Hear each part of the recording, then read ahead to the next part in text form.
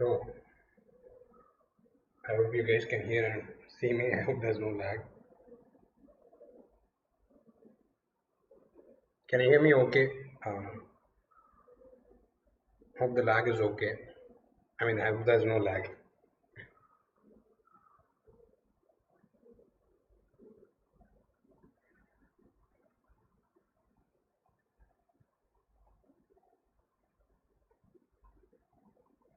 Perfect, perfect. Let's do this then. Yeah, perfect, perfect.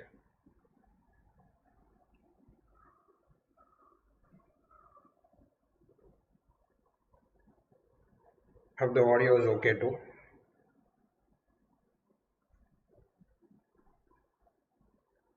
Yeah.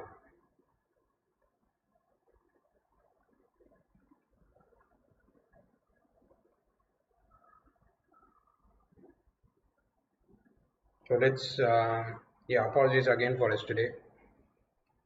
That was an unusual problem. And yeah, I had to get it fixed, and I did.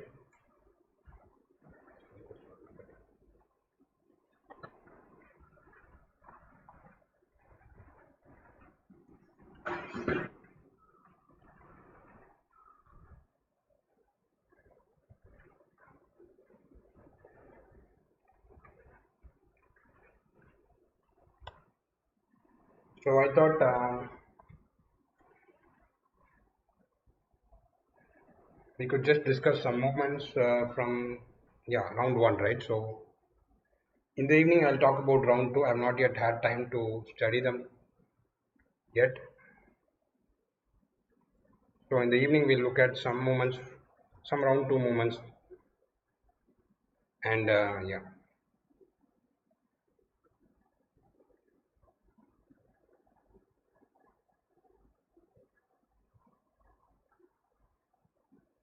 Good morning, what's morning, guys.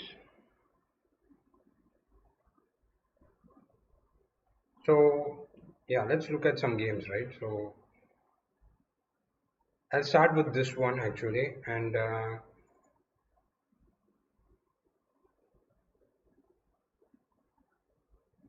yeah, pretty interesting end game actually. I didn't understand this game till I realized it was Armageddon,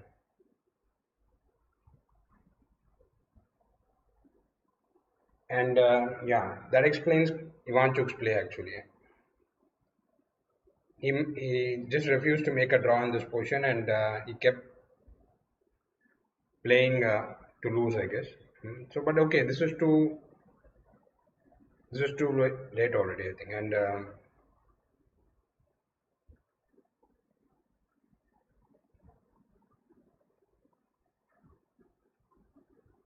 yeah, now White cannot win anymore, but he could make a draw with H5 or something.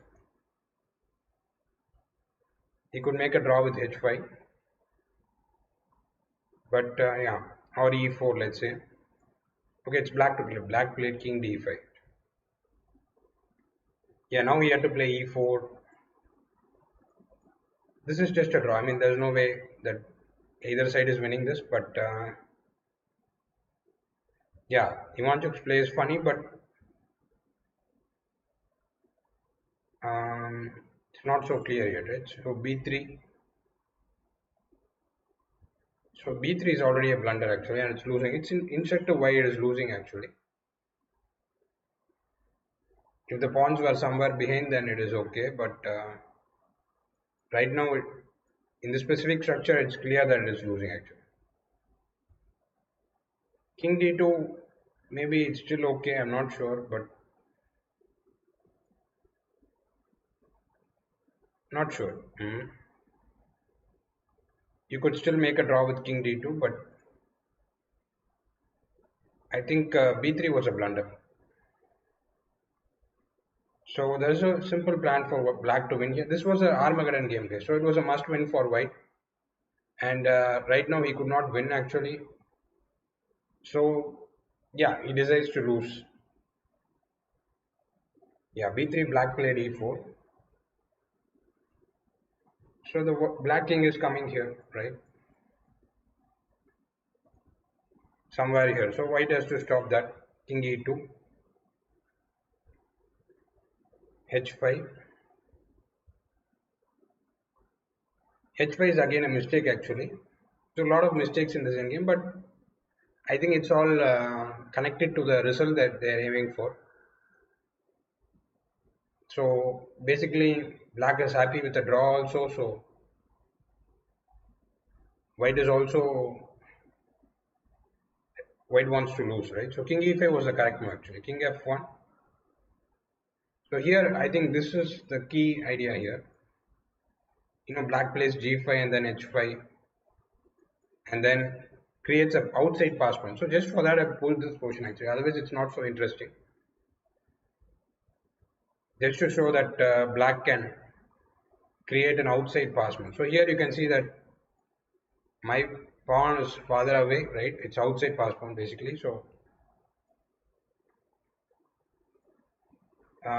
yeah, when white is distracted in taking this pawn, I take the other.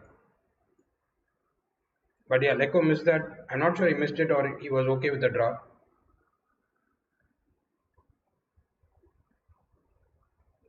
He could have even been okay with the draw actually, because draw is all he needed to win this game. But okay, this is just lost. It's just a funny moment actually in the game. Nothing too instructive or anything. But just the fact that yeah, they had to play for results, right? So that turned out to be important.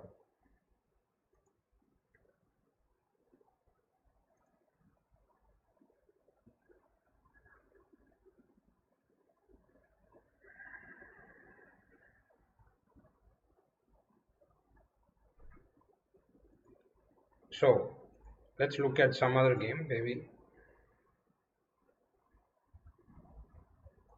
No, not this one. We'll come to this later.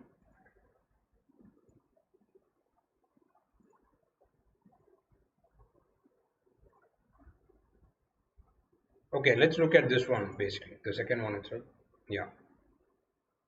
So here, yeah, an interesting moment actually. This was Dingler's shortest loss, but it could have gone either way, I think. I mean, White was winning very early in this game, but never found it.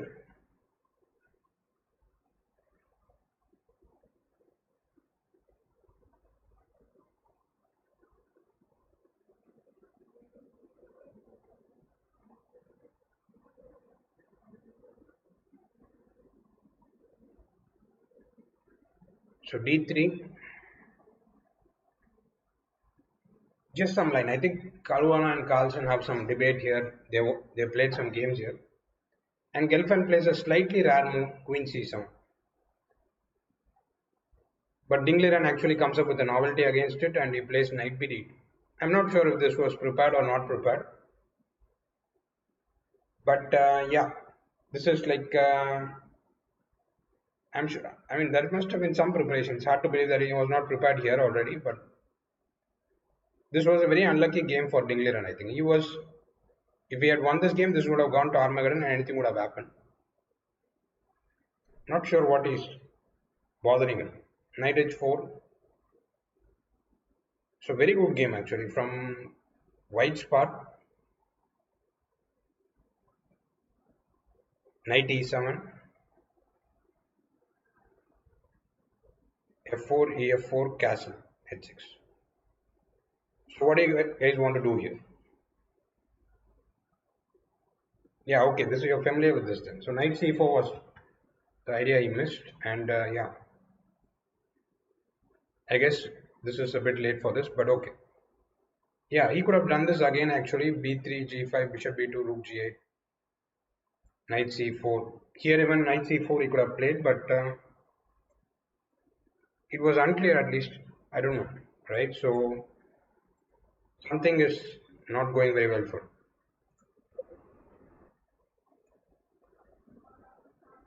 Okay, not this game, not this game. Yeah, what about this ending, guys? This is interesting. Um, to see what to do here, right? So Anand drew this game, but I think White was winning at multiple points actually.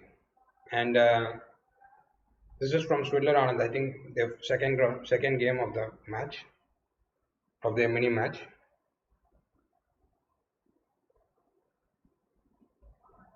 Yeah, King E3 was played in the game King H5. So first impression that it should be losing actually, but so when I was looking at this game, I was considering King D3. So just to protect my pawn, I think it's an idea, but protect my pawn at the same time I want to collect this pawn for free. Yeah, all of black pawns are weak, but it's about transposing to a winning endgame actually. Um, the weaknesses is depend. Yeah, whether you can go into a winning endgame or not is the question here. There's not much else to. I mean, there's no critical. Yeah, it's either winning or it's draw. There's no midway here. So King D3, I think. I'm not sure. I think black would play H6 or H6 is an idea. Rook D1 check, King C to Rook. This is another ending that you can debate about, but yeah, but I'm not sure. This is kind of making the game sharp, so probably white decided against it. But I think white is winning there also. Exchanging the middle pawns is exactly what white wants. But here, let's say, I mean, I play this, or let's say I play this, and but I should not lose my other pawns in the process. Actually, I'm losing this pawn. Let's say I don't make a move and I come back. This would be a very easy and simple win for white because I've converted my one weakness, and yeah, I can just support this pawn with the king, and this is an ideal situation actually, where the rook is supporting this pawn and also attacking the opponent's weakness in the same rank, right? So this is kind of ideal. So yeah, welcome, man. So,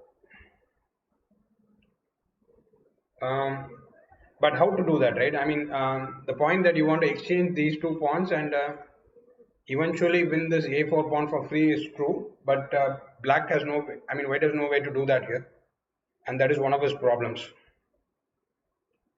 So king d3 is an idea, I think. I mean, for sure.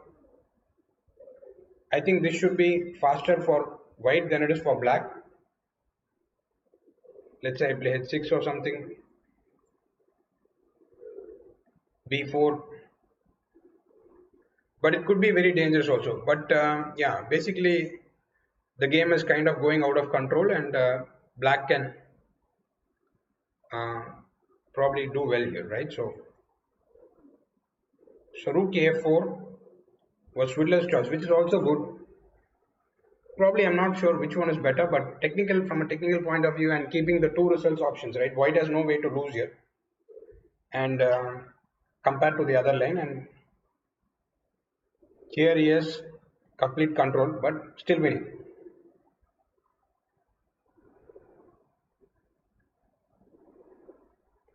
That is mostly how to accept a draw or play for something. Basically, there are many ways to do it. What the top players do is that when they have an advantage, they don't allow the third option, right? So they try to keep the position between a draw and a win. So, but I don't know if that's good or not, but yeah, that's some technical advice I can give. But yeah, just to see if there is an option here, right? So um, there is an option here to go into a sharp position, but Sule chooses to do something more pragmatic, right? So he believes he has chances here.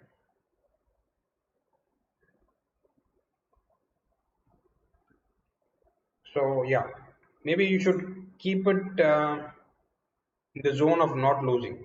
Over pushing, I mean, in the end, objectivity is important. So over pushing is not being objective. That's a quality you have to develop. So king d3, king c3, huh?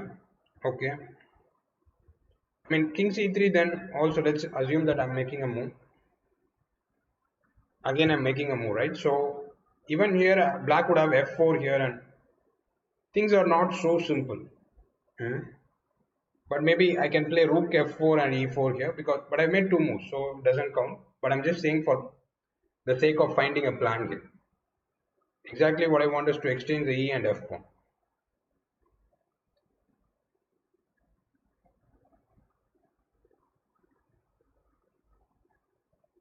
So yeah, Sudler goes for the most. So here again, I've not changed anything. I keep my advantage.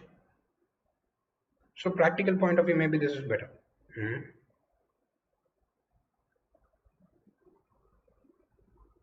Yeah. So whether this is winning or not is a question now, right? So it has to win, I think. But yeah, they're playing under time pressure. Under probably this is winning actually. H6,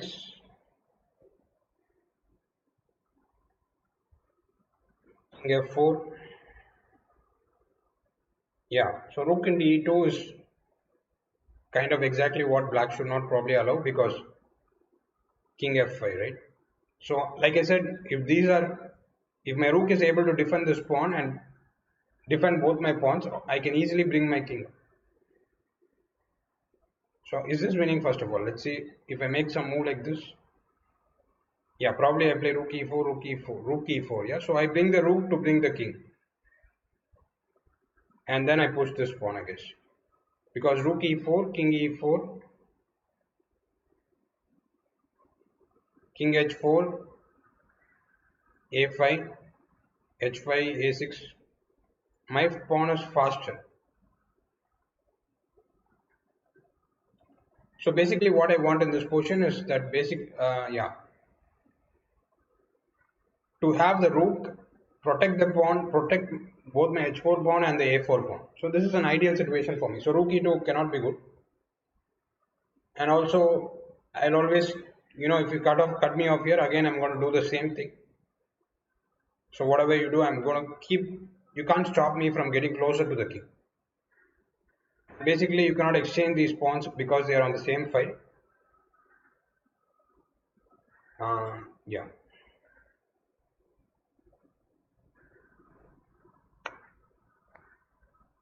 How did I fix the lag? I didn't. I just yeah. My internet was bad yesterday, so that was a problem. There was nothing wrong with the settings or anything. So actually, in the game, he traveled from f3. Actually, why do you? I mean, king f4 does not give up the pawn. That is my point.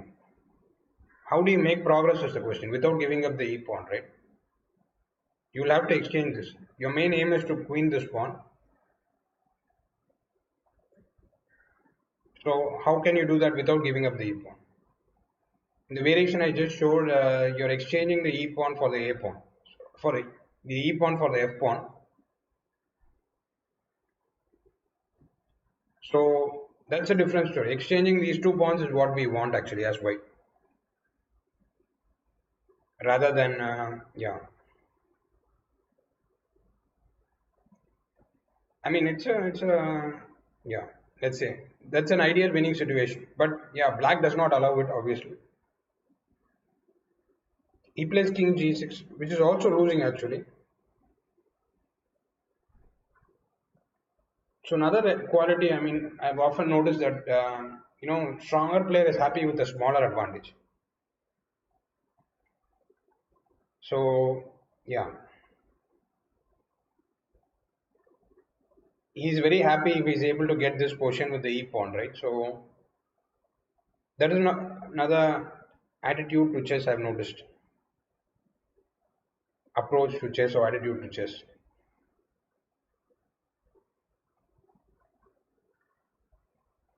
So king g6.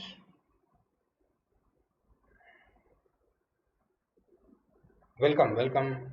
Who was here? Yeah. So what should I mean? There's an interesting idea here. What to do? Yeah.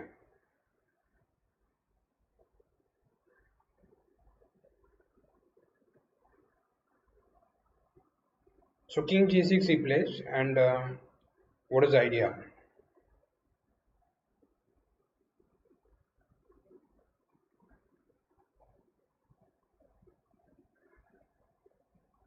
for white in this position.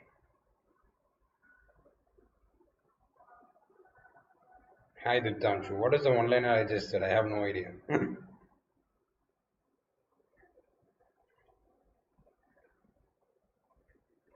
H5 is an idea actually, but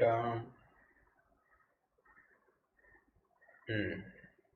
Let's try that. Let's try that. I mean, I'm not super prepared for the session or anything, but I just wanted to analyze this portion. But you're also losing E2 in this process, no? See, that's what I said. Now he has a pass pawn, and when you take the king to the other side, he's going to push his pawn. No, it's not the same thing. That is what that is a yeah problem actually. So it's not the same. I mean, in the previous variation we had a pawn on h4, right? In this position we had a pawn on h4. In this position we don't have a pawn on h4, and makes a big difference in counterplay. So yeah, king g6, rook b6 check does not change anything because I'll just play king h5. If you take this pawn, I'll probably take this one, right? Yeah. Or should I take this one? That is a question. But if I take this, I'm losing after this, as we have seen, right? So we are losing here. But rook b6 check is interesting. We have to consider it. I'm thinking about rook into a4, e4. But yeah, this should be a draw, I think, because rook a1. I'm not sure. Eventually, I'll win this pawn, right? I should win this pawn and win this game. Get some counterplay with my h pawn. But it's interesting. Rook b6 is interesting for sure. Let's keep analyzing maybe.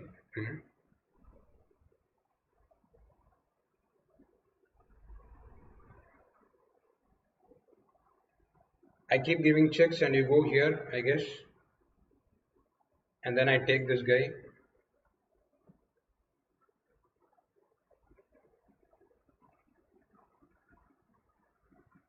Yeah, very messy potions actually. I don't know. I'm not an expert in endings or anything, but just curious to see what's going on. I don't think white can win this actually. Yeah. So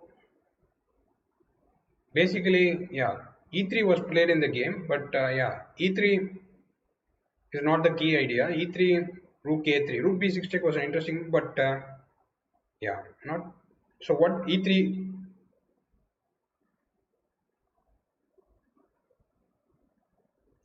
e3, white plays, black plays rook a3.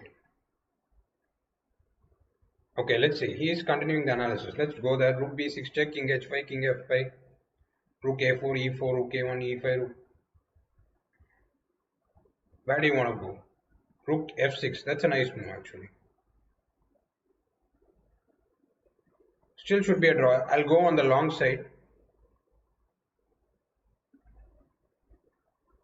And now what do you want to do, right?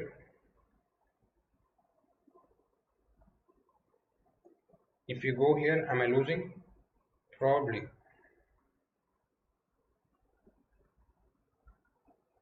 I'm just concerned about this one. I'm not.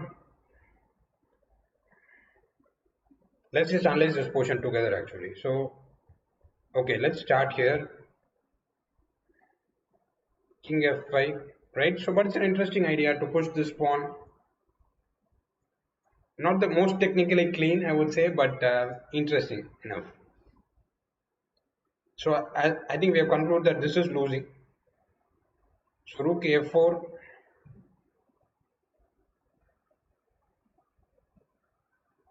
e4.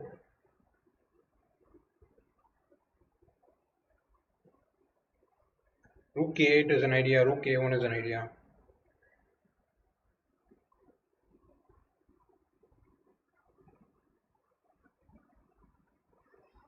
E4 is bad instead of e3. I don't know actually. But this is a question. Let's analyze this. We can keep analyzing this actually. If you have found some win here for white, you can get back to me later on Discord or in another stream, right? So we have something extra to analyze. Actually, this ending is one more thing we can analyze at home.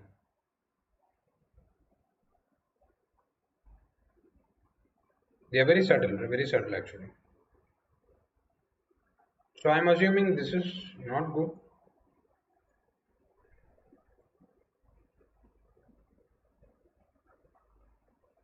So I have some endgame expert to rescue me. So this cannot be good, I think. Or can it be? I don't know. Yeah, this cannot be good. So rook b6, king h5, king f5, rook a4.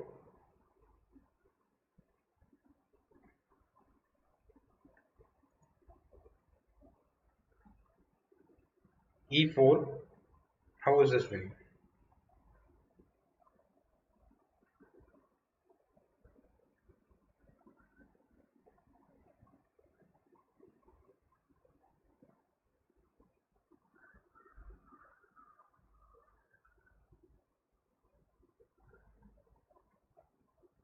How to hold as black here? That's the question.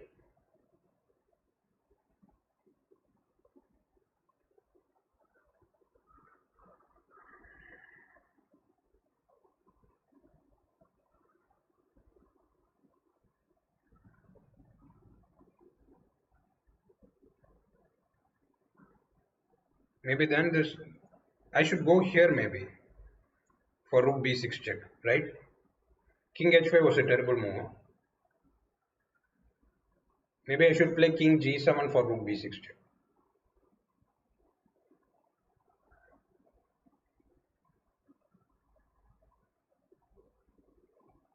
Yeah, king h5 was a very bad move. I think king g7 was a problem for white. I'm still not 100% sure, but king f5, let's say.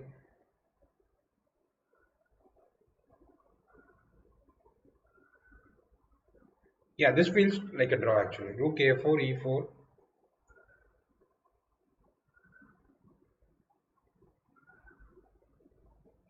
Maybe even h5 here.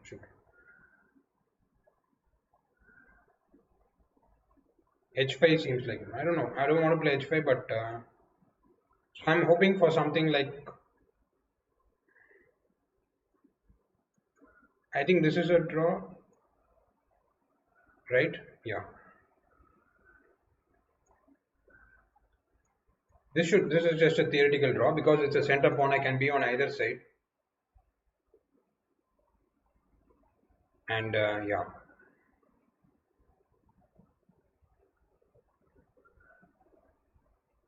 So king e6 also, there's rook e4 obviously. Yeah, but king g7 I have to play. I think king h5 was a terrible move, but king g7. But rook b6 is an interesting try. So he played e3 thing. Why not e4? E4 was also probably possible.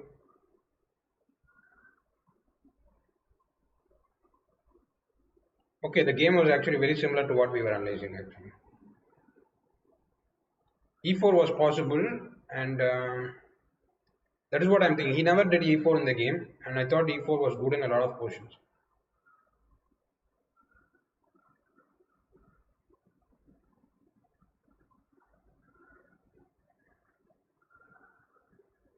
E4 does seem interesting, right? So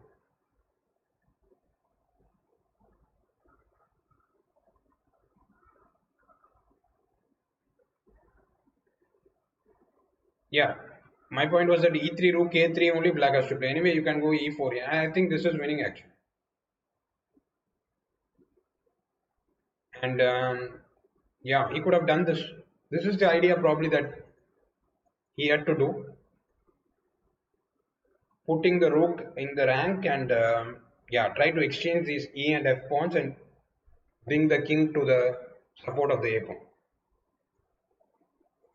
Okay, e4 rook f2 check. I was concerned about that, but I don't know what to respond to king e3, right? King e3, rook f1. I don't know. ef5 also looks bad.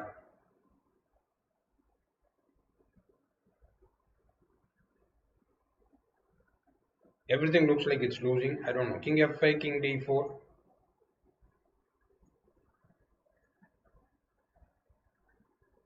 Not sure actually, but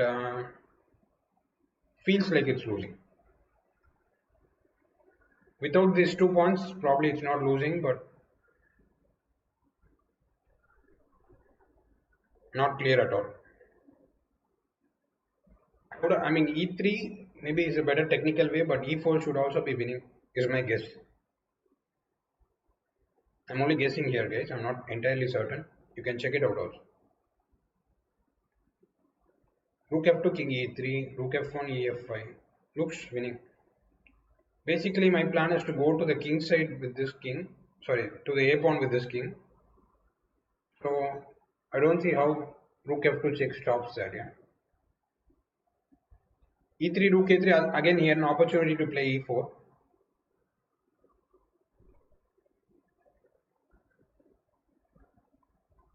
Okay, that is an idea recommended. Rook f2, king e3, rook f1, ef5, king f. Okay, rook h2 is recommended here actually. ef5, king f5. The point is that my king cannot go back because of rook h4. Very valid point actually. But yeah, very valid point. Let me see if I can work around that.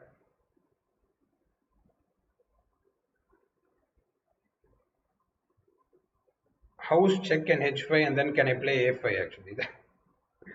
Let's assume that I play check, right? So king g4, h5 is winning for me, right? 4 moves, 5 moves. Yeah, so that is winning. Wherever you go, I play h5. I mean, even if you go here or here, I play h5. So taking is just losing because my pawn is faster. Just for the purpose of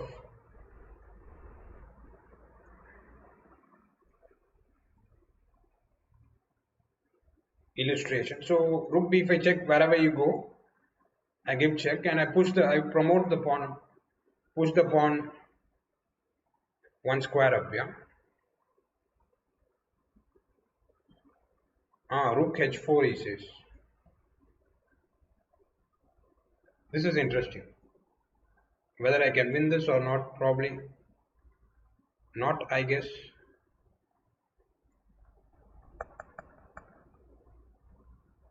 So let's try king d3. So you stay here, huh? You stay here and yeah, probably I'm not winning this. I'm not sure actually.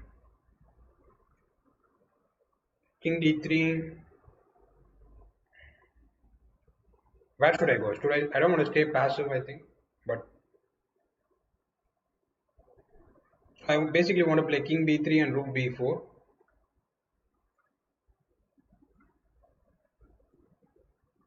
So that ending has to be winning, right? So okay, since that is the only plan, I can go here. I mean, but he'll give check. So here, but I'm worried about this actually. Not clear. This is Swidler versus Anand, and it was a draw actually. King e7, rook b7 check is my problem because I'm collecting this pawn somehow. Somehow I'm not able to get to the queen side. King d8, a6, king c8, yeah. Yeah, maybe this is a draw. Wait a second, wait a second.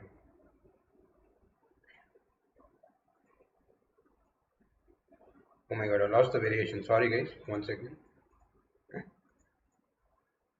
There is a move here like this. Okay, don't go king g6. Yeah, rook b5 check, king e6.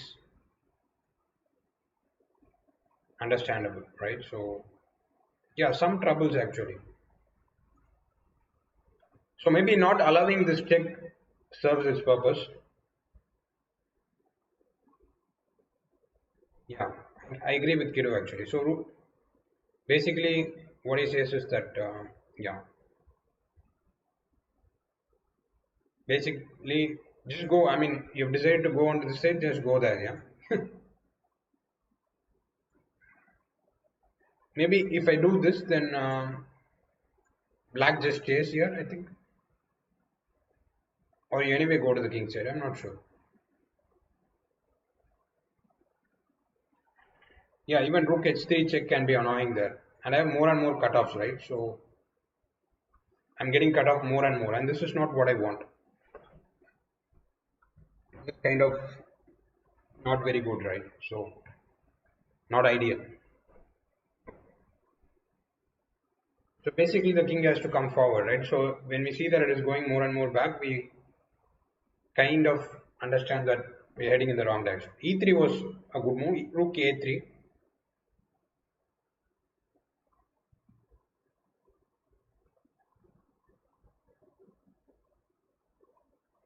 Yeah, that was a draw with rank cutoff. Rank cutoff is better than file cutoff.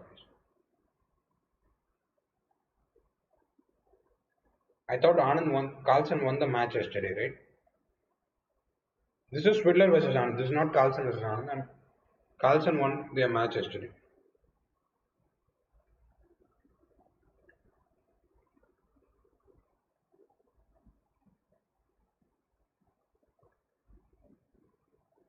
Okay, there is another valid point. Very good point. 1 second, guys. I want to just pay attention to that. Rook H2 promoted.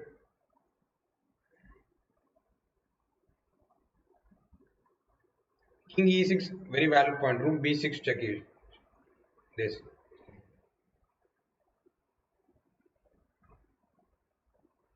Rook B6 check and then what? You take this guy, yeah? So I should play King F6 then. Very valid point.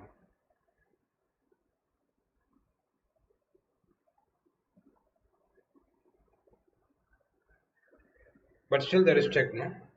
And then I go here, yeah. Then you come here and I cut you off. Very valid point. Thanks, Vish. Very well done. E3, Rook F2 check. Not sure what he'll do, probably. I want to go King E5 ideally. Carlson won their match. That is what I've been saying.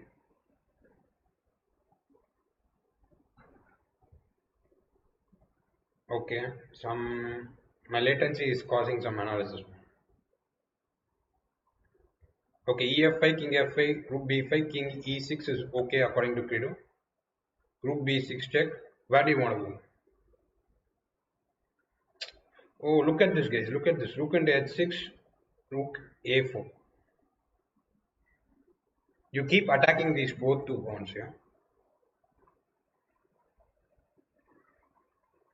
But I'm still a pawn down, no? How is this okay? I don't understand. From which side am I thinking? Both sides only. I'm analyzing the position. I'm not thinking of anything. I'm not thinking of what is good or what is bad. Even if you attack the pawns, then I keep both pawns, right?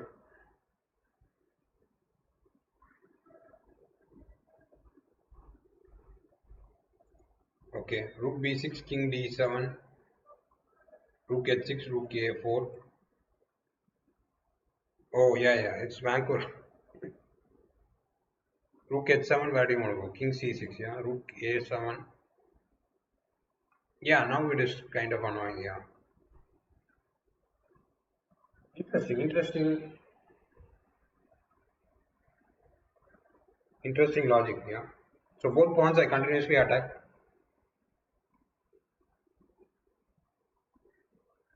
And this should end in a draw. Yeah. But yeah, it's pretty close. King F6 is also a good move, not allowing this, but if you know endgames well, then you can also play King E6. Maybe King F6 would bother you in the endgame when you're getting close to, right? E3, Rook F2 check, what do we do? Okay, Kidu is giving some endgames. You guys can check it out later.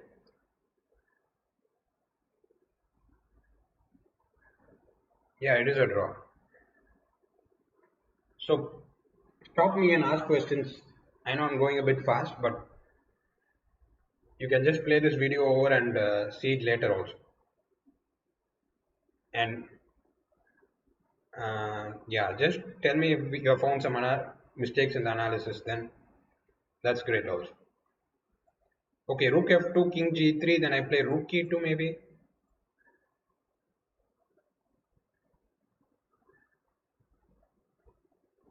King f3, rook a2, yeah, or rook h2.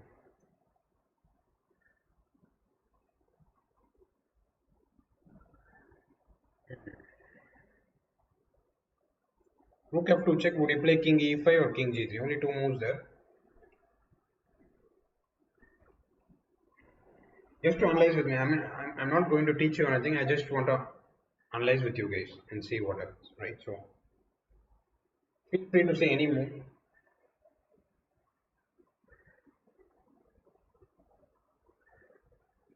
I'm not sure. I have a pretty fast internet, but yesterday something was wrong with my internet. I've not changed anything. Something was wrong with my internet, so that's the reason I could not stream. But I don't know what is my internet speed. It's pretty fast, usually. Okay, here I'm thinking this is an idea actually. Rook f2, king e5, king g3, rook e2, king, something like rook f4, yeah, with the idea of e4. But then he goes rook a2. Not sure.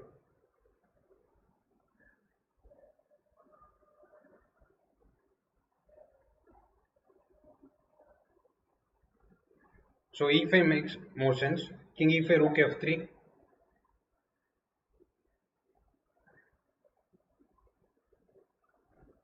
How does that make more sense? E4, yeah, e4, f4 maybe. Or I'll play rook e2 maybe. Rook e2, this is already, I mean, I think this is lost already. I'm not sure actually. Now I'm not sure, but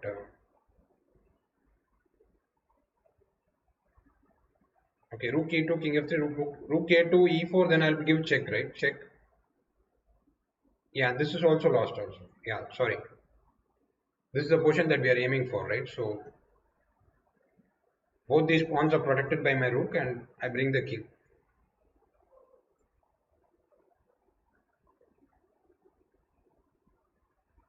I mean, hopefully you will find some mistakes in our analysis because it's random.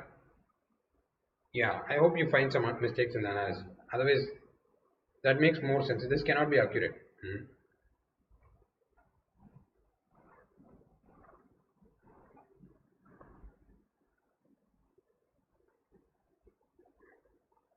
What is king e5? Rook f2, king e5. I'm not sure about a lot of ideas. Rook f3, I don't know what to do.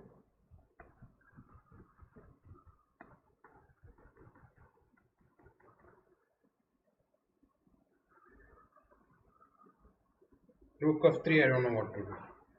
It's kind of getting messy for me. Probably rook king g3 makes sense, right? So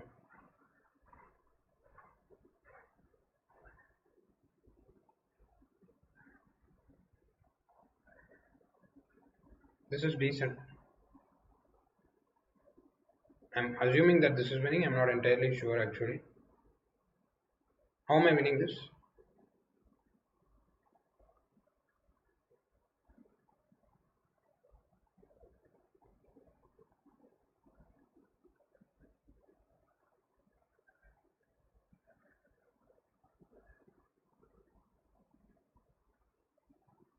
Same check and a5. Yeah.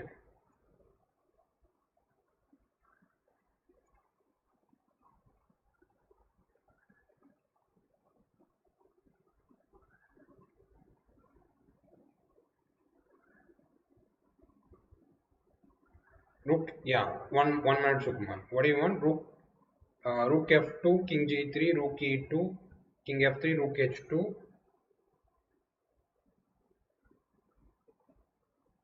Yeah, I said rook f4 actually.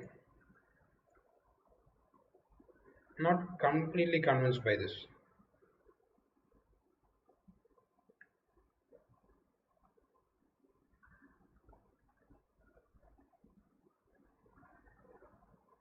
Rook a2, e4. This could be draw, yeah, because I'm cut off. So basically, my king needs to. My king is rank cutoff. Rank cutoff is a problem. Most common theme in this endgame you guys can take probably. Every time I'm rank cutoff, I'm not able to do much. That's the beauty of endgames. You can spend whole days with them and understand nothing about them.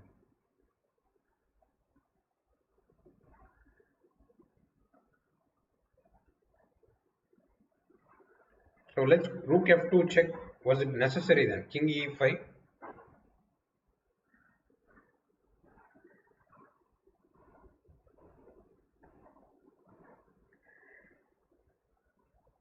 Not sure about rook f3 actually.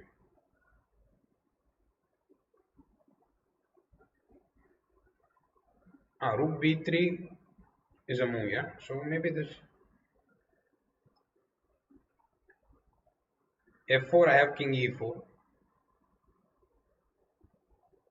So rook b3, rook f3, rook b3. What is the point then? But rook e2, maybe I have e4. Yeah, this is what I'm aiming for all along. So I can't complain when I get it. Oh, you guys want to play king e5, rook f3, e4, yeah? Yeah, might be possible also, but I'm concerned about f4, but probably not rightfully. Maybe I'm overestimating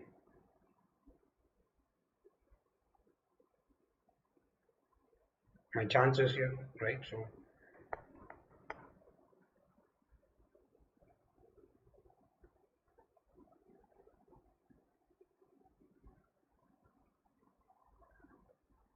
not sure again. F4, I'm slightly concerned with F4, but probably I'm not right. Rook B3 is a move, and I go A5, A6. Because F4, I was concerned with F4, but F4 there seems to be King E4. Oh my god, okay, thanks. I think I can give check and take the pawn, but still, I'm not entirely sure if I'm winning or not winning. Where do I put this also?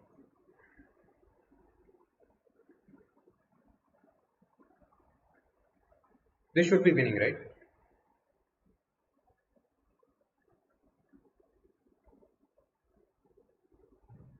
We can run an engine analysis to verify, but it gives the answers too quickly, and I don't have an engine actually. So um, I think when you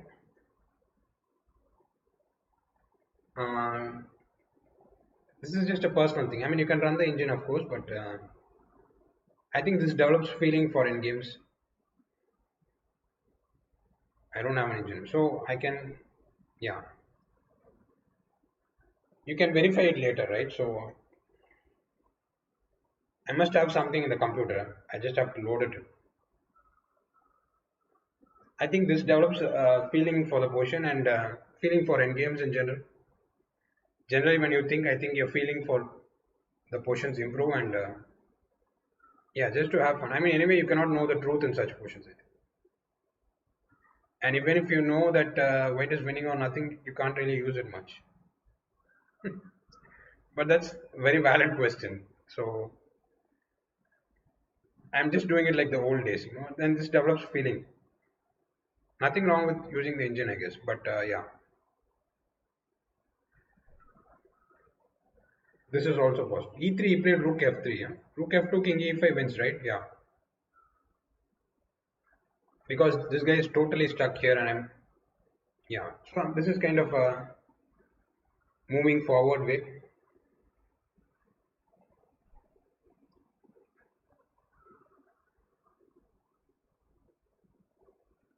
He played rook a3, and this was a moment actually. This was a moment that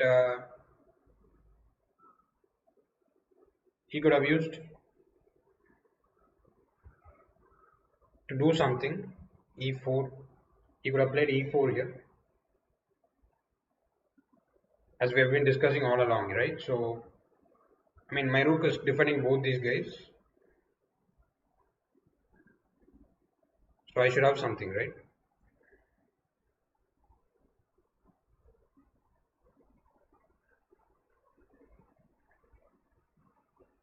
Yeah, e4 was winning actually. I think e4 was winning, but yeah, he didn't do it actually.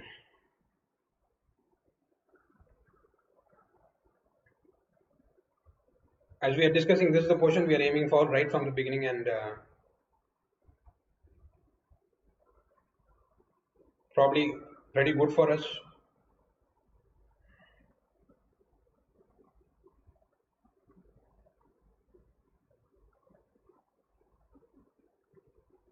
But yeah, Sudla went for Turkey first. Give me one second.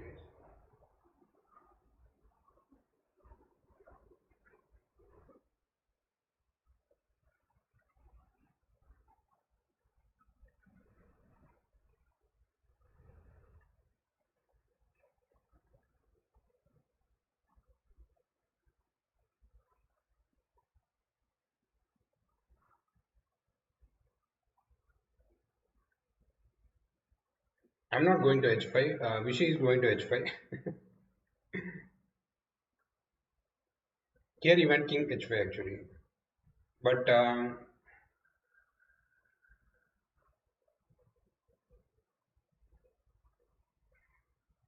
so here he went h5. You want to go to f7? Then I play the same thing, right? So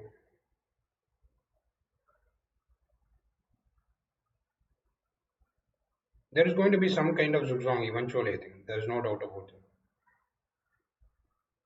And when I take here, see, for example, let's make some null moves.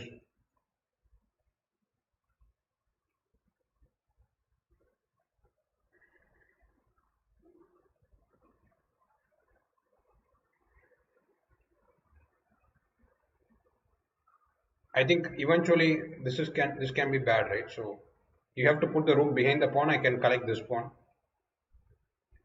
So this is not you're not going to survive this, I think. So I mean it was so ef4. Okay, let's see. Kido has a doubt. How are you blocking on e8? I don't understand. You're not on time, right? So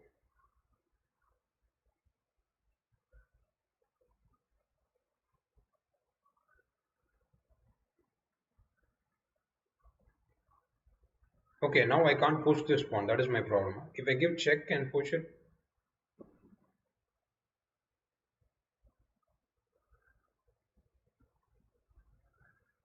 okay, you want the rook on the side. How will you get it on the side?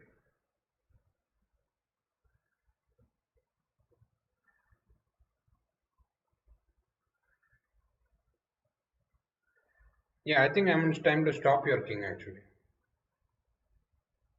I think otherwise it doesn't make a lot of sense.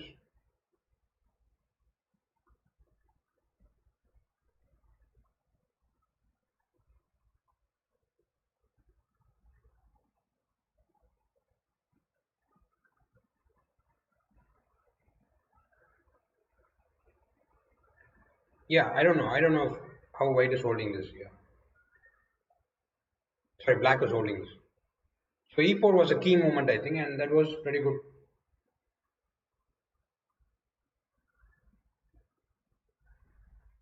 Where do you think it's a draw, Sukumar? I'm not entirely sure.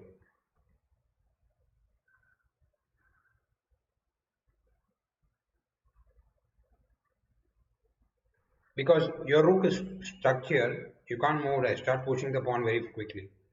And there are no weaknesses for white to attack. This is the key thing, I think.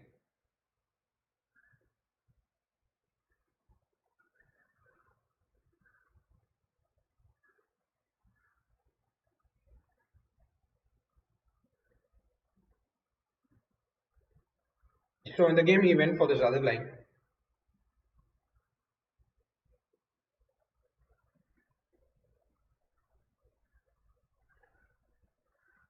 Yeah, it's not working here. I mean, king f7 is not good. King h5 is it okay? I guess. And he played rook a6.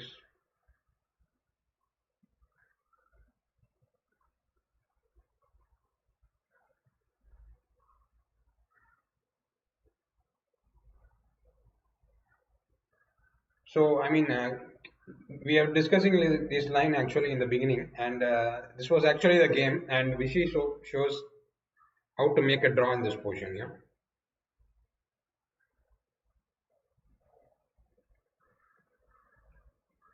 So we were discussing this portion from the beginning, right? So like 10-15 moves ago. I'll just point that out quickly. So here in this line we came to the same portion, and again so many moves later.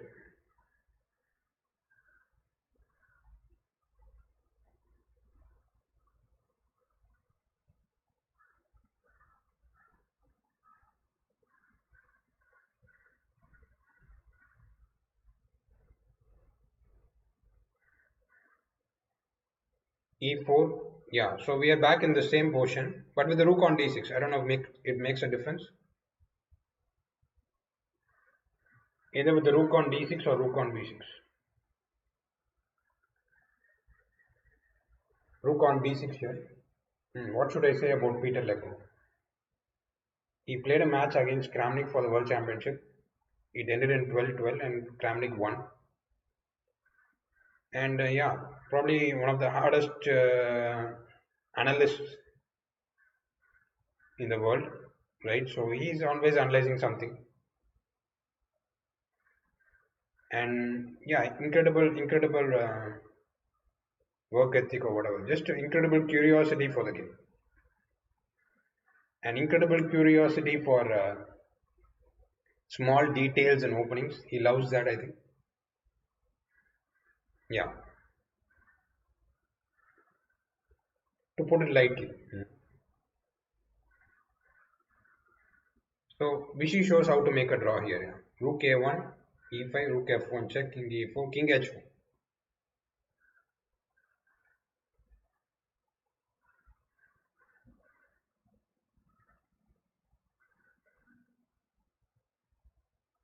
So this is kind of important. I mean, another very instructive ending actually.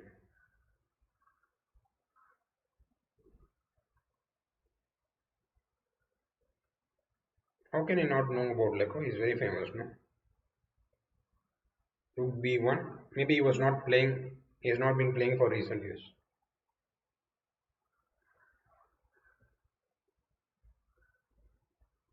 So rook, he takes the long side, yeah, as much as possible. So I mean, see, there are three squares here, and there are four squares here. So this is called the long side, and ideally, a rook should be on the long side.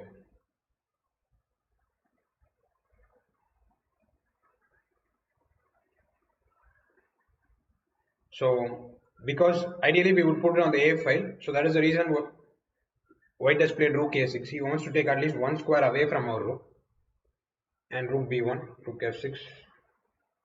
See, now we go back again to this, yeah, so that we can give more and more checks from the side. That's the key aim. Rook f2, yeah, now it is a draw.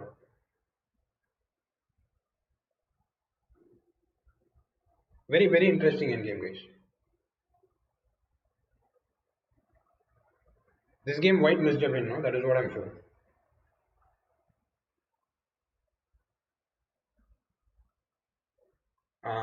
He's Vincent Keimer's coach. So you know Vincent Keimer, but you don't know Peter Leko, yeah? That's interesting for me. So very interesting end game actually. I'm very curious about this.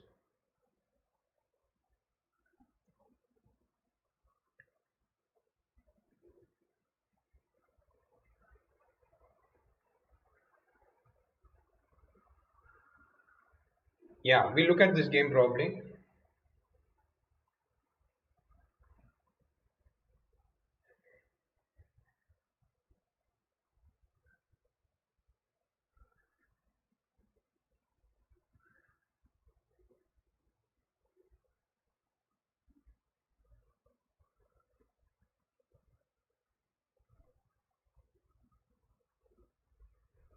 So I've annotated some games for I made videos for Chess India in the past, and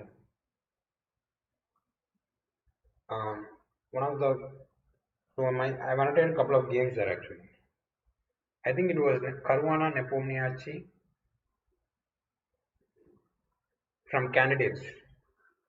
That was also on the similar theme as this game, and pretty interesting actually. Pretty interesting.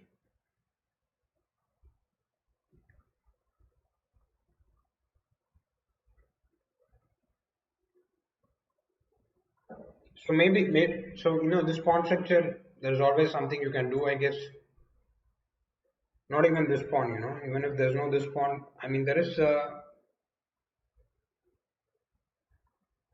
common way here. So bishop e3 castle, knight e2 you have to play because to protect the c3 pawn. Otherwise, I mean, what do you mean by d5? d5, bishop into c3.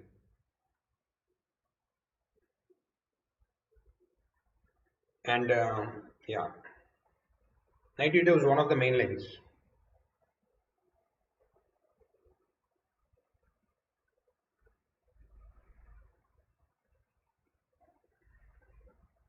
No, it is in the YouTube channel. You can find the video of Caruana Nepomniachtchi in the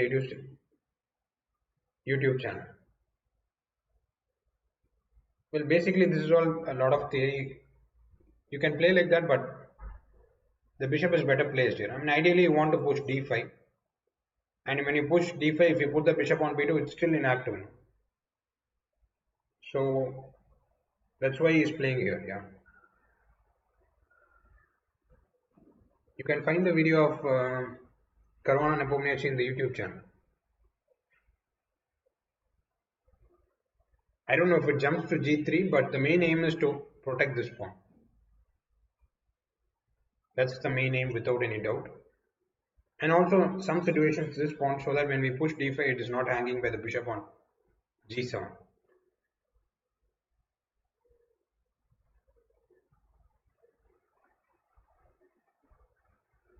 So it's just a strategic move. There is no tactics or plans involved in that. Okay, it is just a simple strategic move where you play to support the center. And if I put it on f3, let's say at some point he'll play, sorry, at some point he'll play bishop g4, and attack my knight. So that is why I'm putting it on e2 to explain it in a simple way. And there is theory with bishop g4 also, but I will not allow you to exchange this knight. I'll stop you.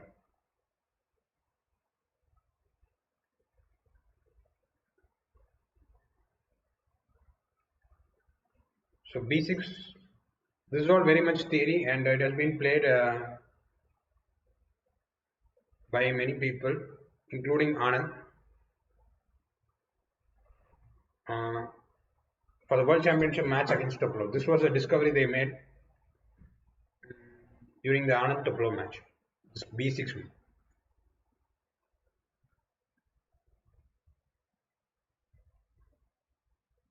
So a normal plan here is h4, right?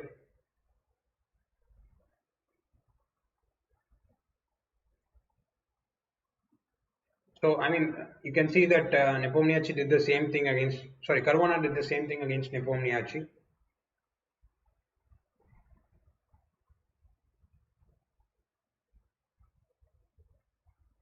So who is aware of this game actually? So you can see the same plan they're using here also. I think most of you should know this push.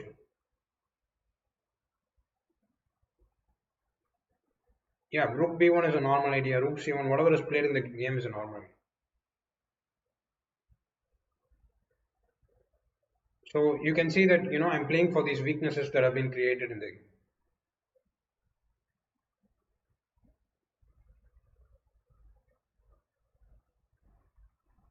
Yeah, you know what is the move that Gelfand missed in the game? So he's been playing a brilliancy actually so far, and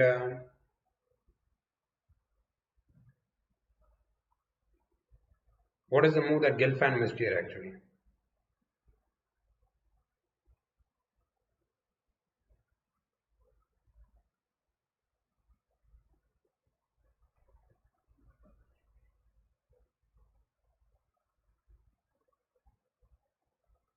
Are you guys aware of this portion?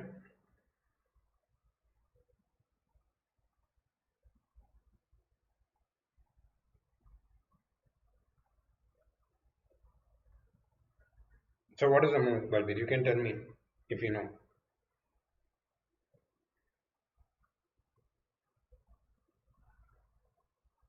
Queen G3 was not played in the game actually. King F8. Yeah. There is some strong move like A3 here, which I did not find honestly. Yeah, just some A3, Bishop A3. The point is that Queen G3. So one intermezzo, right? So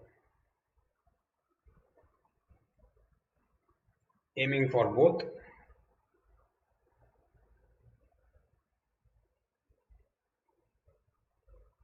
The game he was winning still, but yeah, this was a draw.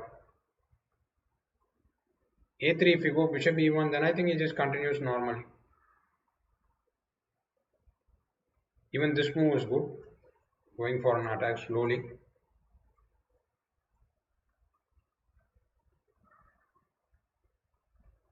Oh, you saw it, yeah. So yeah, this is also another famous portion. I mean, Gelf and Dingler was a very interesting match, but what can I say?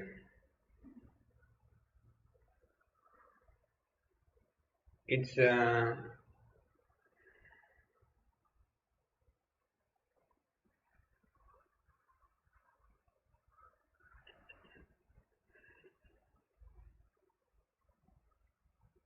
Gelf and Dingler was very interesting match, and Gelfand's domination was clear. Yeah. Okay, let me go back to that portion. I guess you guys have some doubts there. What about Bishop G7? Why do you want to play Bishop G7? I don't understand the move, but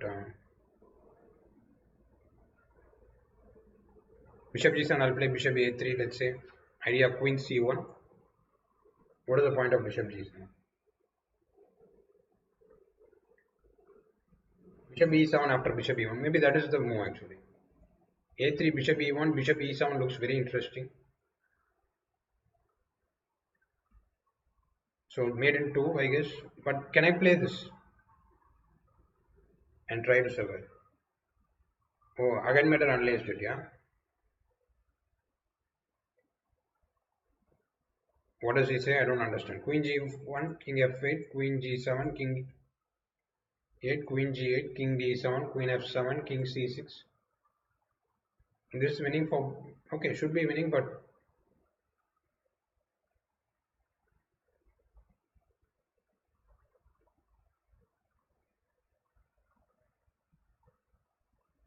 yeah, he's up to date on everything actually.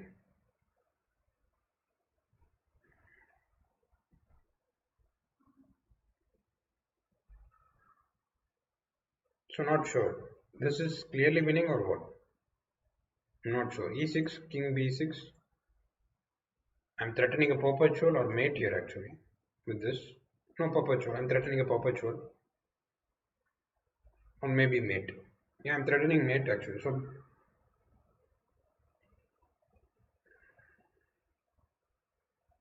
how is white winning here?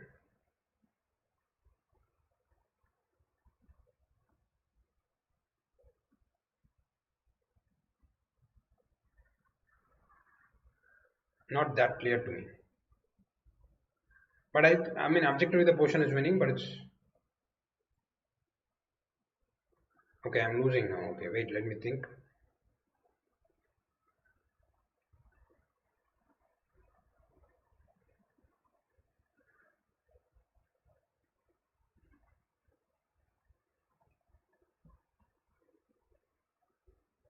Yeah, A3 is a very powerful move. It's a very hard move also. I mean, almost impossible. Not impossible, obviously, I don't want to say that, but yeah, it's a very hard move. You don't look for such quiet moves when you're winning, right?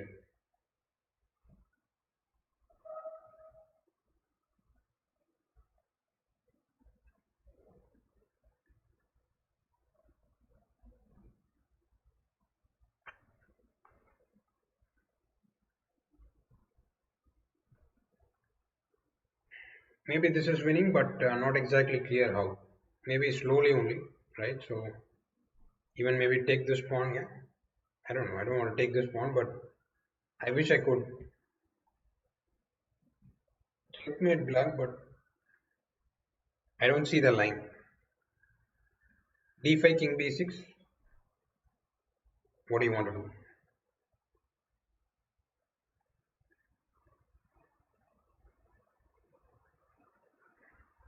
I don't see it. D6. I even have this. I think probably no. Yeah, I don't know if I'm winning, but I'm definitely not losing anymore. So d5 king b6.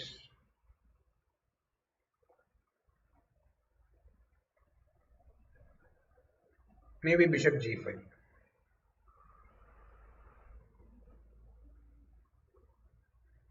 Yeah, I don't know. This is the line that he had suggested. It seems I don't know why, but bishop e1. What's wrong with bishop h4 actually?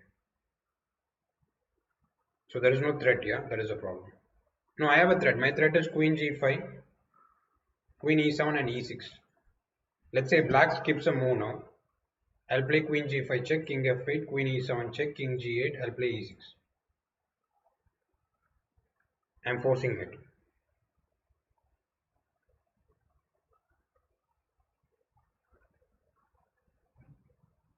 Forcing mate, right? Queen e6 is queen d8, f e6 is queen g7. So this is my threat after bishop h4.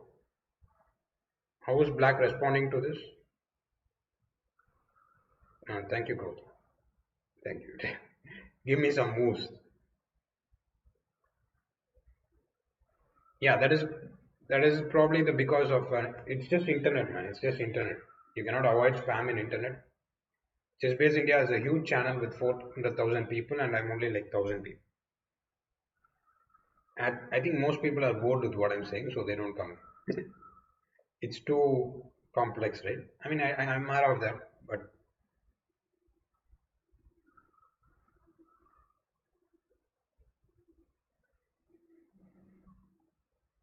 bishop d8 and block the queen's path. Okay, let me just see 1 second what he wants. When do you? Maybe this is a move, right?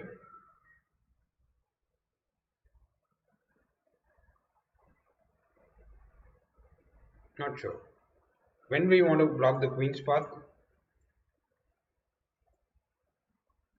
There is no bishop d8. I don't know. Mayank, I don't know what is bishop e2. Bishop e2, you're getting mated in a few moves.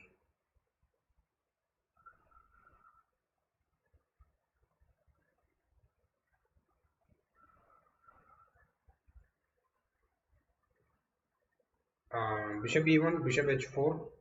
I don't understand. There is no bishop e2 in this position. This bishop is not going to come to e2. Oh, bishop e7. That's terrible, man. Bishop e7 is a move, yeah, but I was considering this queen e6. Somebody had recommended this. Queen e6, I said in response to that. I don't know.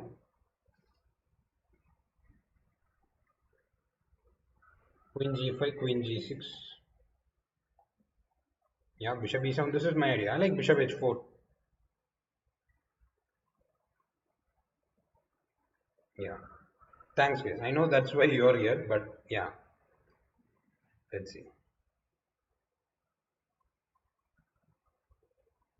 Bishop h4 looks good. I like bishop h4. I don't know what is the difference for bishop h4. Nobody has said what is the difference. King f8, yeah, maybe. I go queen g5 anyway.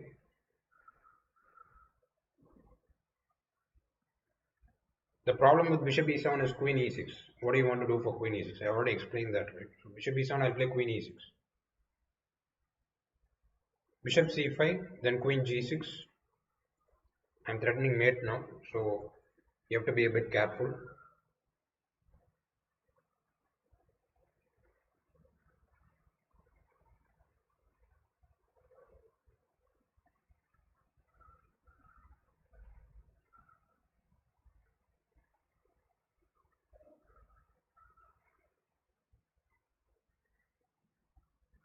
Fascinating position.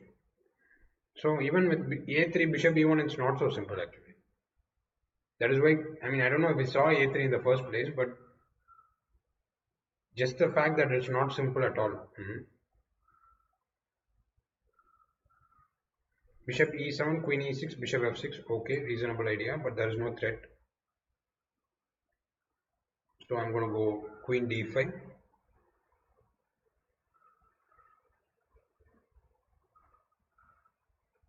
I'll be right back, guys. Give me a moment.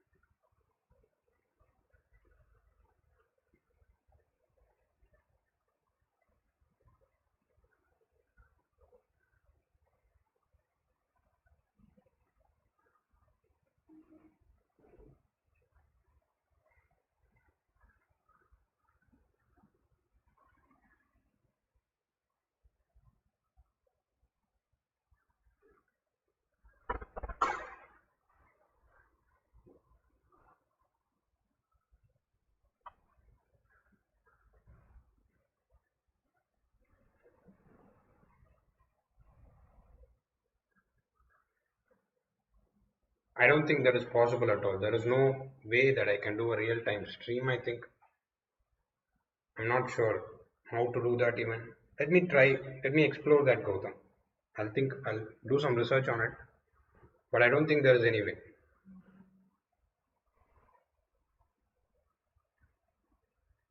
Queen d5, I'm still waiting for a move, but yeah, I don't. The game is complicated, man. That is the reason. I mean, that is one of the reasons he didn't play a3, right? So, and also it's hard to see what the computer is seeing. And I mean, yeah, eventually decision making takes a hit. We have all the everything that the computer sees, then we'll play well. But okay, king f8 is also possible. I would play king f8 also.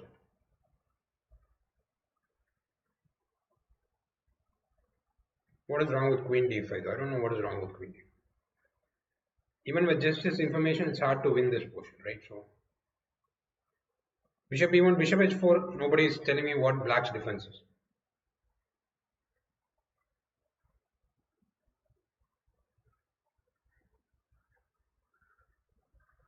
Yeah, Rudra, I've done that already in another streams. You can go to my chess mind and see. I've done 5 streams on that concept. I've analyzed my games and I've talked about my experiences. What are the mistakes I made in preparing and stuff like that. So throughout, till I became an IM, I've mentioned it actually. So you can go and see that.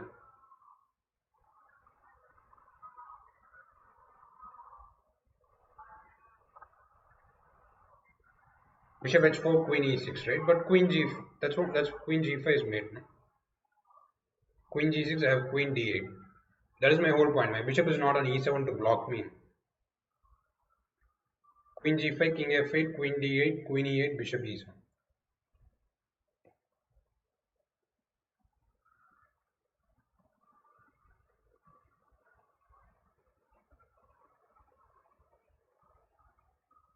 Bishop h4. I mean, show me the refutation, then we'll see if we should look for another move. I like this actually. I don't know what's wrong with this, but I don't know how can queen g5 be correct. I don't know. I like bishop h4 more. Bishop h4, king f8, queen g5, queen c7, queen g7, king e8, e6. So let's say you try to keep both under control, right? So now I have this pin that I can use.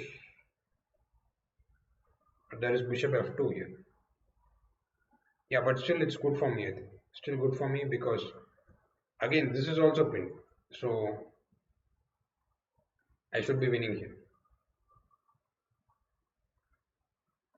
Yeah, okay, tell me. Bishop d2, then okay, bishop d2, I take queen d2. Queen e8, then I play queen g5 and queen g7 mate. Queen c6, queen g5, king f8, queen d8, queen e8, bishop e7.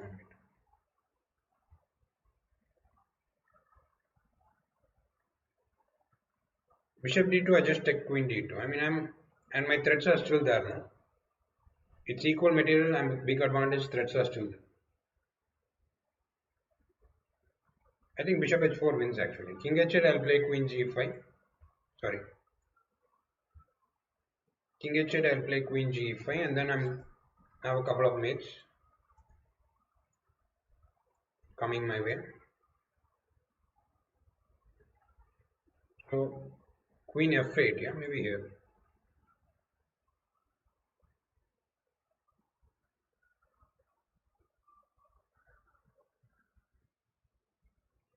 I think for king, this I should play e6 maybe.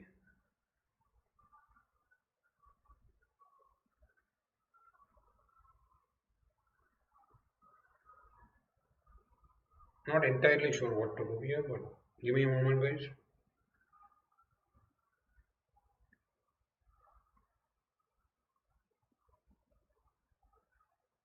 Oh, bishop h4, f6 you guys want. Yeah, that's reasonable actually. I'm not able to refute bishop h4, king h8 yet. King h8 is such an odd move, but f6. What do we do here?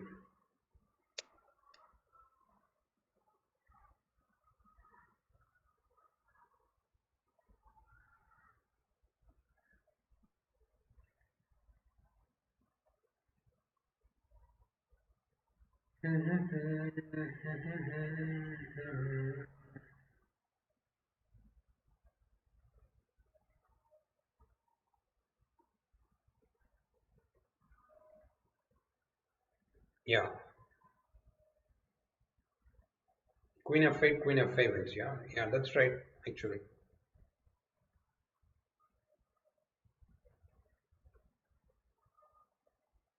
Queen f5 wins. Yeah, queen h6, maybe just queen f7. Yeah, it's too uncoordinated. But let me see what to do for f6.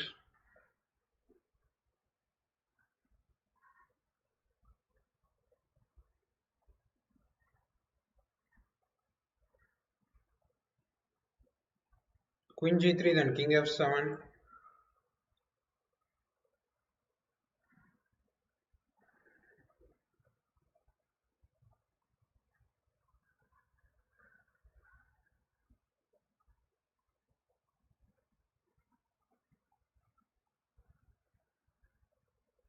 Balbir has given me some long line which I don't understand much. So what do you want to do? Instead of bishop h4, you want just queen g5, yeah?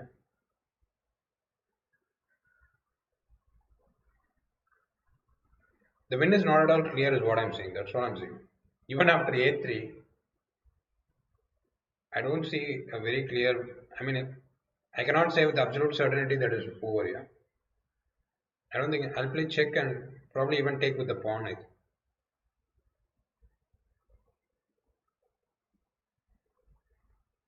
This is an idea actually, e6 is an idea.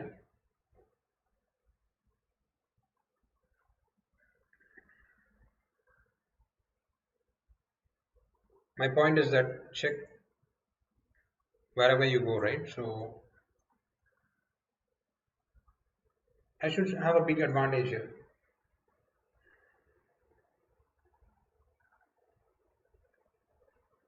Not sure if this is what I'll do, but yeah,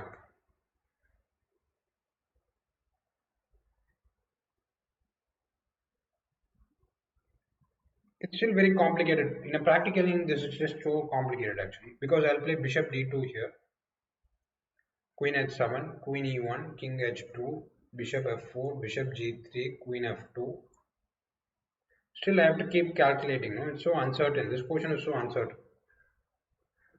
So to me, Gelfand moves also seems reasonable actually, other than a3. So, I mean, a3, I'm playing a piece down for many moves and probably I'm winning. During the game, you don't know if it is winning or not. That is the problem. That is the whole problem of chess itself. Wait a second, I have check and h7 here, yeah? Yeah. So okay, this is winning, guys. This has to be winning.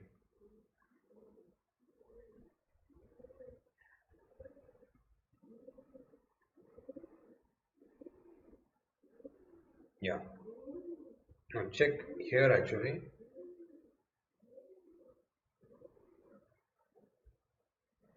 and it's on. But you have to be so many.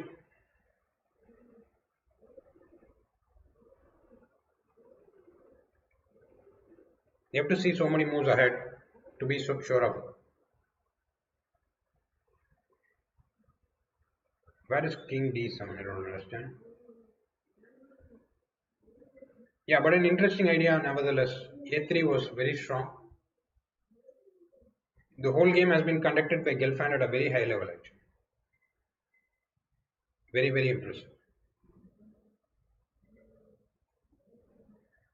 Okay, we'll look at the one of the main games. Uh, I think, I mean,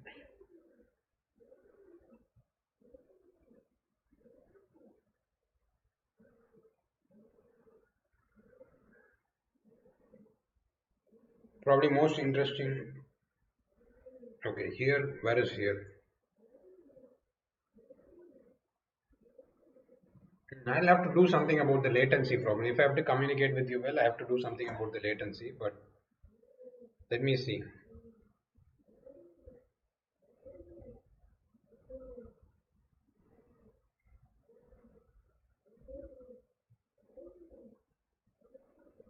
Yeah, let's look at briefly at Carlson versus Anish. I'm not sure what who wants, but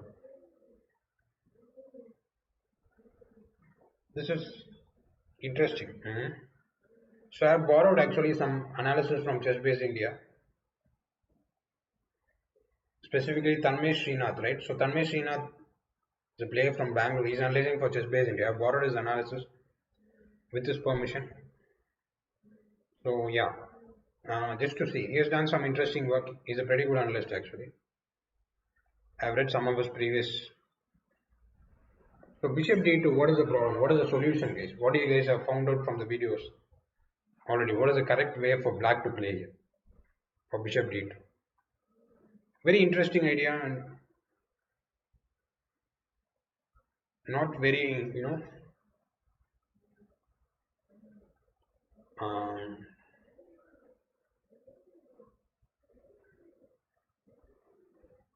yeah, unusual for modern times. I think it's pretty common nowadays to try stuff like this, but yeah, good, very good surprise for a rapid game, I guess.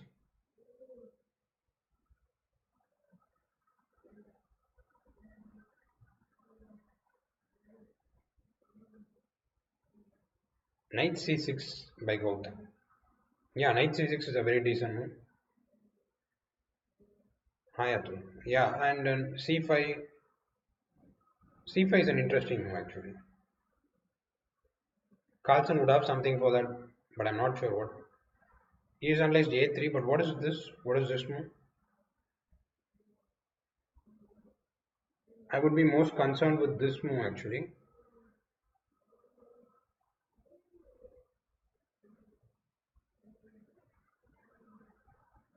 C5, C into D5. I don't see how black is okay here. CD4, Knight D4, and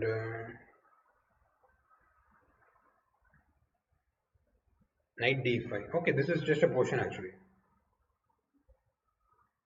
Look at this, guys. This is amazing. He's done this very deeply, probably. G3, and I'm probably moved down in some endgame actually. So I'm actually moved on. This is a beautiful game where I transpose to different lines. So knight f3, c5, let's say knight c3, cd4, knight e4, bishop e4, g3, d5, cd5, knight d5. This is a theoretical push. Okay, so okay, g3, d5. I think they play. Oh, g3 castle, bishop g2, d5 is a theoretical push. So g3, d5 allows queen a4 check. But okay, not bad. So this looks similar to the game we are seeing right now. C5, I want to go, sorry, C5, I want to go CD5 only, CD4, knight D4, knight D5, G3.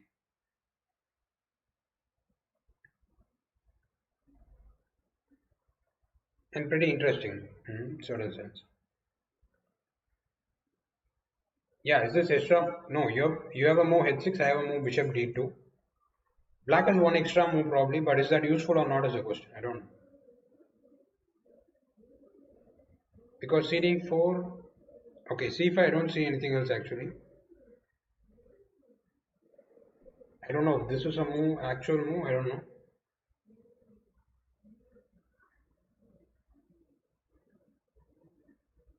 I don't really like DC5. CD5 only I'll play probably. CD5, CD4, 94, something like this. We are not transposing to any variation. We are just playing a different portion, but it resembles that variation. I don't really know if there's a transposition here.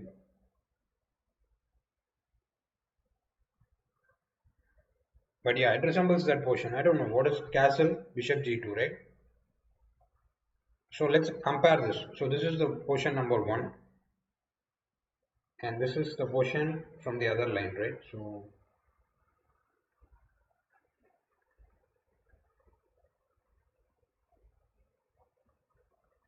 it is black to move here. And it's also black to move. Oh, black has an extra move h6. That's it. Yeah, but so it cannot be bad for him actually. So h6 cannot be bad. So what is Carlson's idea for c5?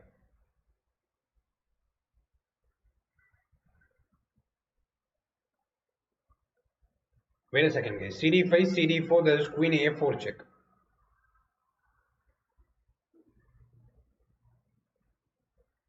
We have to be alert. Huh? Otherwise, how is this? I'm not entirely sure about that also, but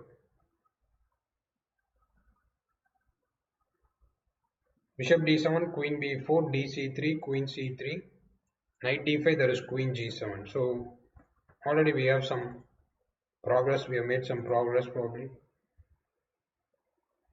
So cd5 can you go knight d5? Then even e4 is. These are very shaky lines. I don't know why he gave a3. Okay, he wants to play in the similar way, but I don't think that is working. So c5, cd5 has to be the move.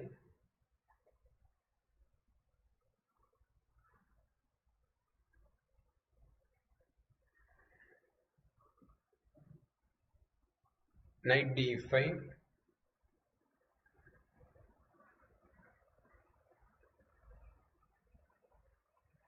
Yeah, just even knight d5 is not so clear to me.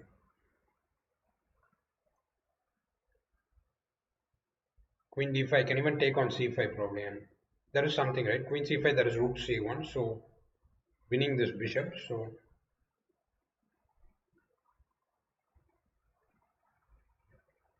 not entirely certain about this.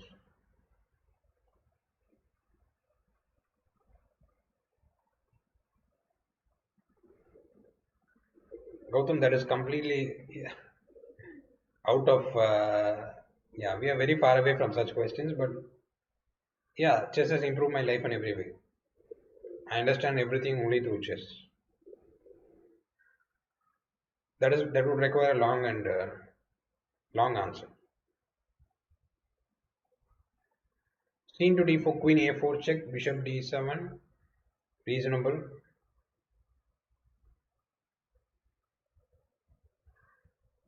How's castle here? A lot of interesting moves actually. Not at all clear to me, but yeah, but I don't think it's as simple as one should assume it is, because I think it's pretty complex question. C5 is not a simple decision. Even a move like this, right?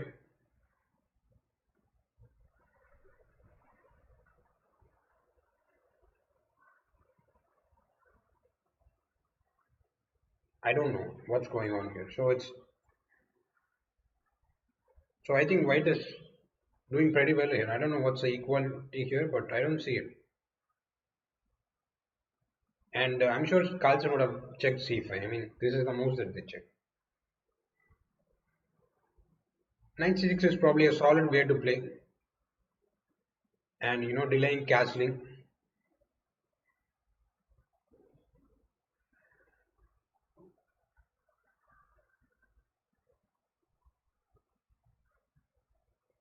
Yeah, try to analyze this position.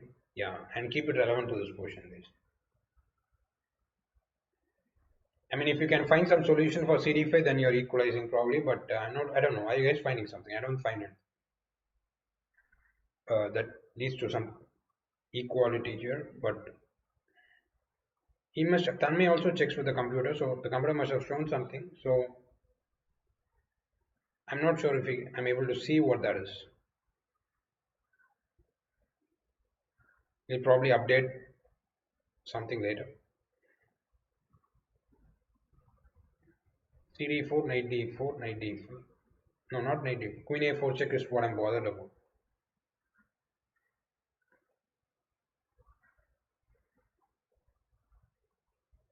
So not clear at all actually.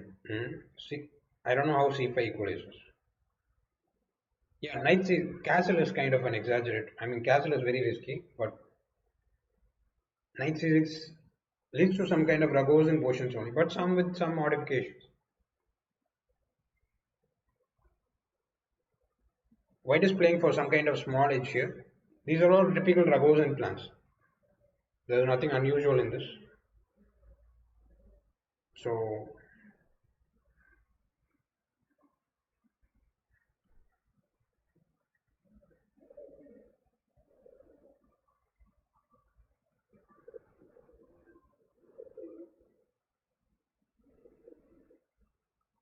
yeah.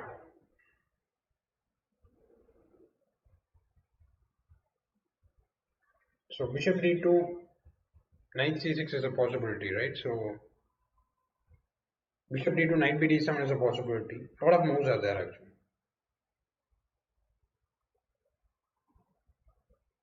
So basically, because of the lack of space, white black has to either break c5 or e5. It's typical to break e5 in the Ragozin. So that's possible. Okay, let's check his analysis. I don't know. They were very interesting actually. G4, the move that is bothering white, right? So psychologically, there are only two things. I mean, what a player goes through when he's looking at this, right? So you have two choices right now. Psychologically, let me explain what's going on as black, probably, right? So you have two choices here. Either you go all in and try to refute White's idea, or you find a solid and safe way to play with a slightly worse position. And you have two choices. These are the only two choices here. And so, yeah, there is some confusion between which one to choose always. Because your opponent is equipped with everything. C5 might be the best move in the position, but what do we say? C5 is also the move that Carlson has analyzed extensively. So that is the reason probably that Anish did not choose it. I mean, you analyze the most obvious idea, right? So knight to g4 is obviously, yeah. Knight g4. Even if I don't get that pawn, you don't really want to open files in front of the king, right? So a lot of moves will always lead to equality, but making decisions is hard in chess. Yeah, exactly, Rushikesh. So very good point pointed out by him. So h6 is the key reason that what this idea even works, and yeah, so that is the reason even bishop g5 and then came back bishop d2.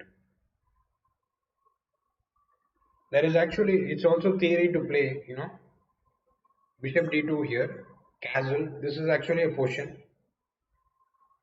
played Very not very lot of games are there. White plays e3 here usually, and I don't think g4 is probably not a good novelty here. Maybe it is. I don't know, because maybe we can argue we don't even need the pawn. We just need the file. I'm not sure about it, but yeah. But h6 is important. That is the reason. So this is the normal portion actually. Bishop d2 castle e3 is called Sandeepan variation. Let's say bishop d2 castle. So he's tempting h6, and now g4 has much more impact.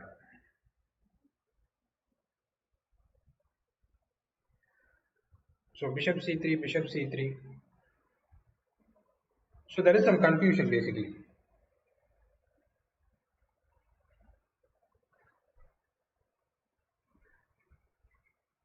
There is some confusion for black whether to. Um, the confusion is the reason for probably mistakes actually.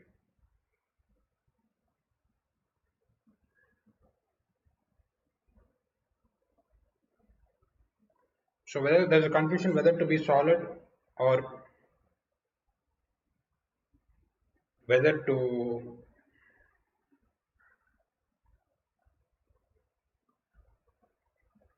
be solid or whether to you know go after the opponent and refute his idea.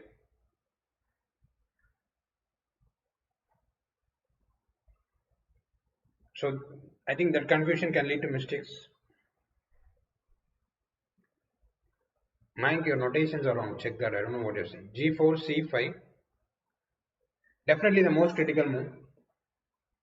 Psychologically, there's some confusion whether I should refute this guy or whether I should.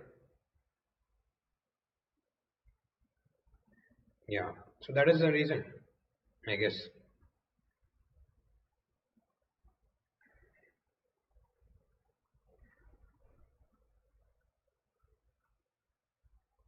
Some interesting variations he has given actually is analyzed it well.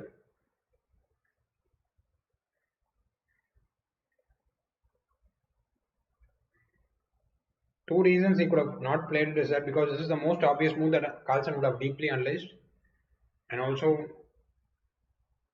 so there is one point. I mean, actually, top players are not thinking like if you attack in the flank, you should counter in the center. Nobody is thinking like that. I think there is just a guideline, and top players are exposed to a lot of exceptions to this rule also.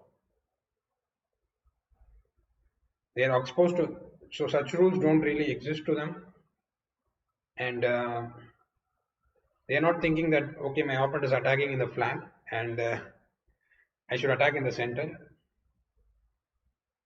So it's a bit more complicated than that. So this could easily be an exception to that rule. This position could easily be an exception to that rule. And Anish wants cannot be sure of that, right? So when he's playing, so he made some practical decision. Some very crazy analysis by Tanmay here. But yeah, you have to jump into the pit. Hesitation does not help black. So knight b7 is kind of not on the most natural move. Rook g1, queen a5. So attack is okay, I think. I mean, even if there is an attack, black should be okay, right? That is a fundamental rule. So my attack is I'm not done. I've developed my pieces to the center means you should not have a winning attack. I should have a defense also. If I followed the fundamentals, then I should be safe.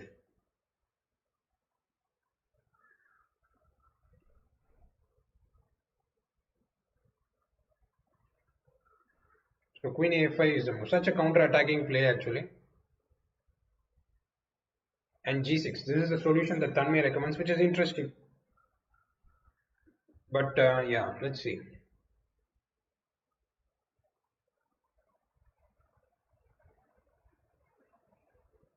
But as you can see, white has a lot of moves here. It's hard to decide on this actually for me. Knight e5 also I'll play the same move. Knight e5, what is your idea about? Knight e5, if I play queen a5, because you cannot take twice actually. Knight d7, I'll play bishop d7.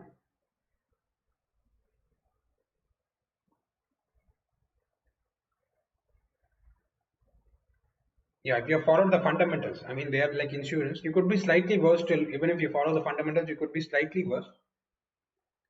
But yeah, you cannot lose. I think you cannot lose. Your opponent should not have a winning attack.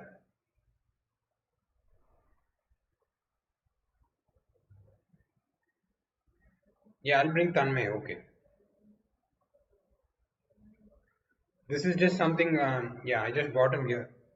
This is just something that I found was interesting in his analysis, so I just borrowed it.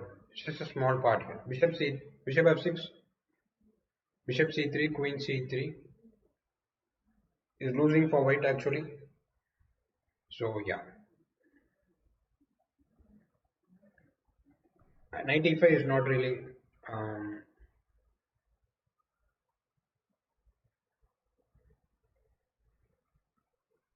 fast enough to do something.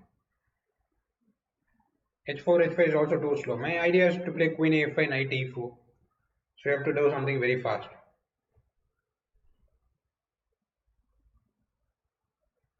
So yeah, rook g1, queen a5, bishop h6, takes g6. g6 weakens the dark squares, but that is the reason we are collecting his dark square bishop. We are not exchanging the rook for something else. We are taking his dark square bishop. So I mean, there is some human perspective also in his analysis. You can see that actually. Instead of knight e8, he is suggesting g6. I think g6 was his move, and yeah, he wants to give up the material. That's nice.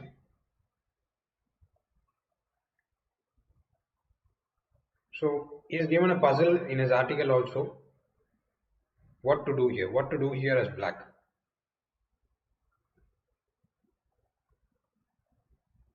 Hi Aniruddha. Hi.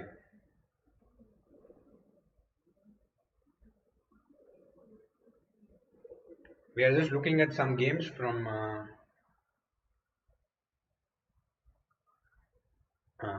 yeah, Legends of Chess Round One.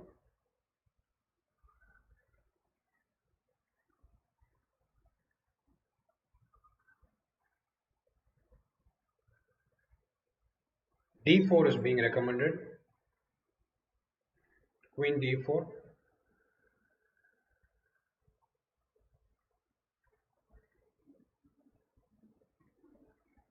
Debs, welcome. That is Grandmaster Debashis. I know that is Grandmaster Debashis does. Thanks for showing up. Knight B3 is the move, like he says. Knight B3 and yeah, it's a brilliant move actually, but very hard to find. I mean, such a decision is hard to make before, is what I'm saying. So I can understand Anish's hesitation, but it's actually a very good idea for a rapid game. F4, knight A1, queen H6, king G8, and there is no winning attack actually.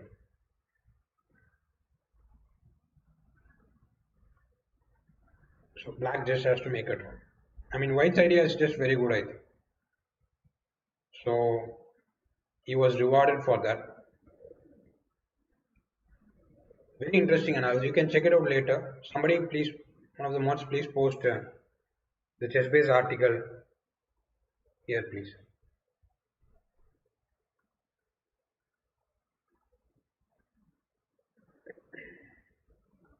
Yeah, so some interesting games. I think that's all about the round one legends, right? So I would have played more something more solid than knight c6. I'm not sure if Anish missed castle or he was okay with it, but yeah, very risky decision. Yeah, the game he lost pretty convincing. The variations are interesting. The analysis is interesting, but we have to understand that he has about 3 minutes to decide on this move c5. He has no, I mean, more than calculating variations, it's just a practical decision, right?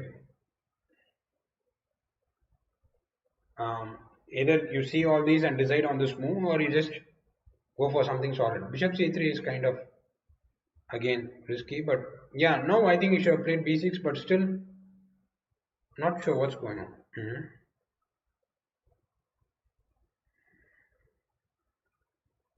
Yeah, I'm doing puzzle survival after this. We'll do it for about an hour. Yeah, but b6 was I don't know, it's a good move or a bad move. I don't know actually, but the move c5 seems like a confusion between whether to refute White's idea or to play solidly. There's some um, unusual, something feels wrong there, right? So yeah, c5 was losing, but maybe knight d7. I don't like white black actually, h4 b6, but yeah, I don't like black, but um, c5 also did not help black's position. So I don't know. It's already a hard decision, right? So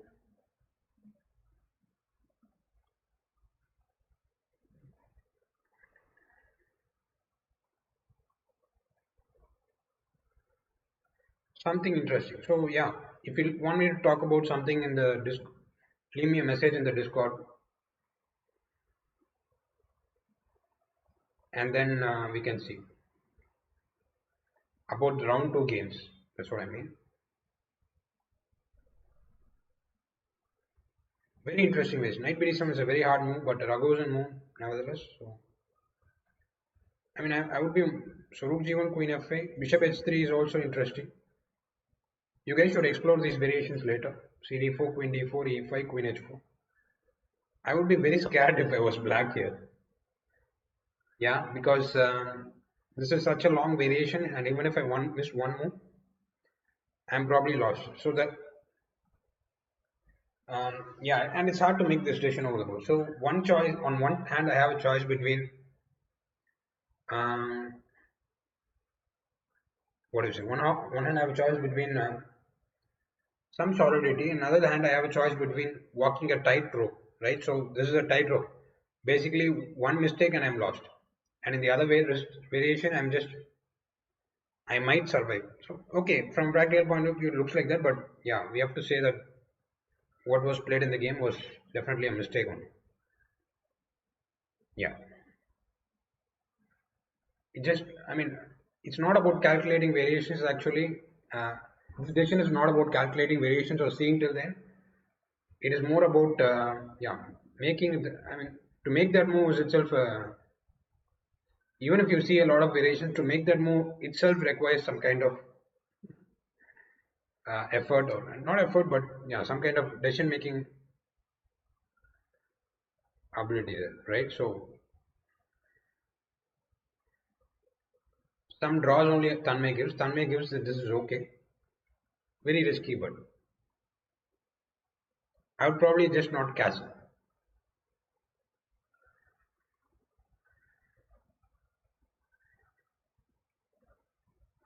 Yeah. Okay, that's it about the legends thing. I'll probably do a puzzle rush now.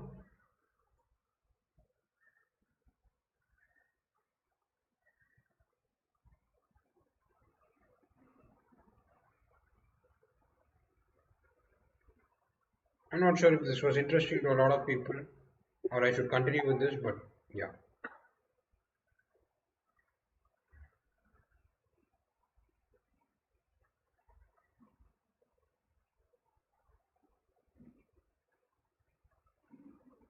Why did he not bring the b8 knight? That is normal in chess actually. That's a very good question, bot. But he's see there is something right about everything that it is. I mean, he's playing for something, but still, few moves later, your position becomes much worse. See, that is how the chess is actually. Even though we know, I mean, Anish obviously covered the speeches, but he's not happy with all of the variations he's seeing. So he's not finding enough clarity in the variations he's seeing, and then suddenly, few moves later, you're lost. That is how chess is.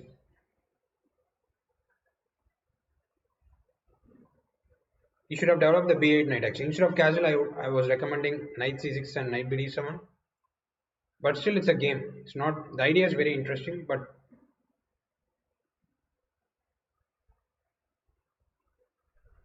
yeah. So very simple. Yeah, we're just starting, so it should be simple. Rook e1 was the game. So bishop c3. So sorry. Queen h2 mates.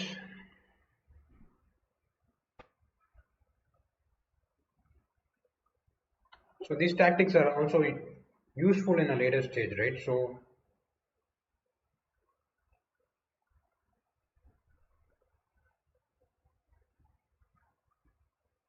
yeah, Atul can probably make it simpler for you guys, and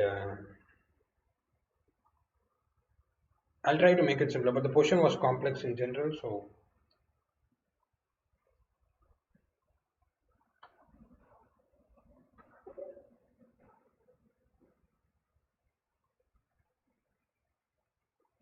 again method was also unless the game I think Narayan, and you can check him out. Probably he has something. Uh, I think these boys told me that again method was also unlaced, and he is usually giving a lot of variations. And yeah, is Atul doing a stream on these things? I'm not sure, but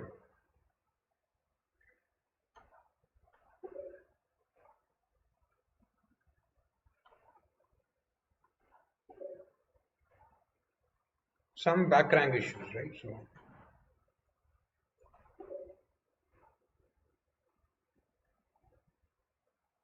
hi guys.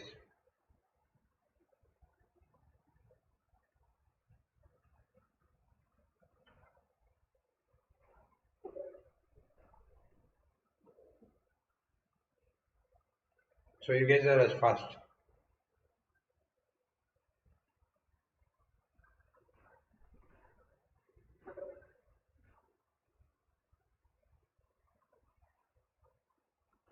I mean, I couldn't spend more time there actually, but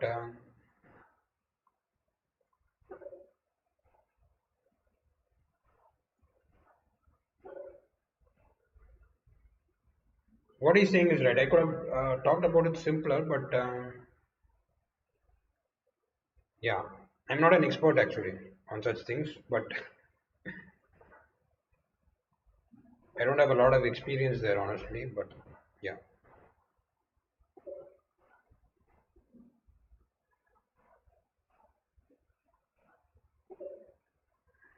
let's focus on this.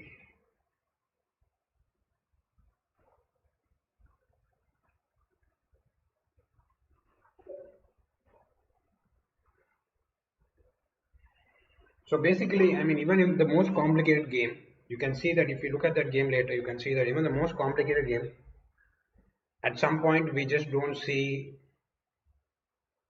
You can see that black did not develop any piece except his knight. That, and it's like obviously Anish knows that he has developed and all that, but somehow these mistakes happen. When you don't find a good option, all options was in your push.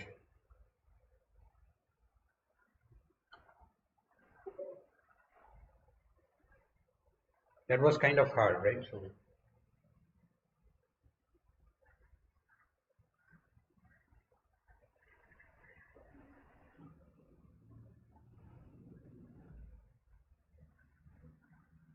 yeah, queen f4.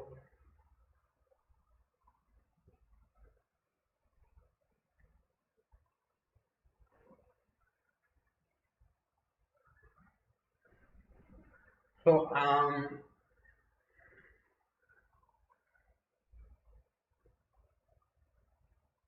yeah, c2 wins.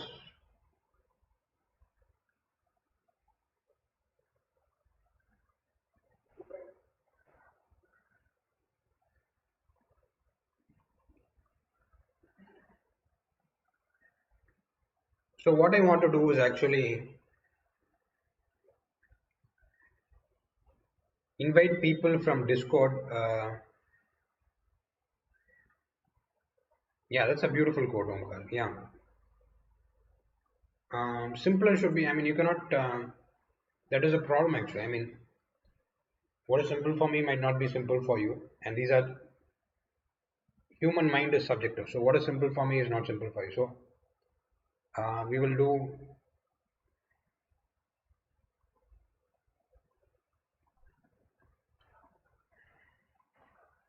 what I've thought is I would invite people from Discord to,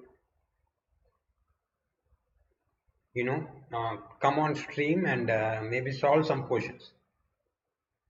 So solve different kinds of questions probably. No, I understand that most people would not have understood, but yeah, it is about, I can understand exactly what it is. I've had trouble with this with a lot of things. I don't really teach people um, who are, so my students are mostly around 2200 or something like that. So I'm still trying to um, get better at that. So what I want to say is that one thing I'm thinking of doing is inviting people from Discord over to the stream to solve some questions, right? Not what Sagar is doing. I don't want to do that, but yeah, more like solving. I'll give you a puzzle and you have to solve it, kind of stuff. If you're interested in that, please join the Discord and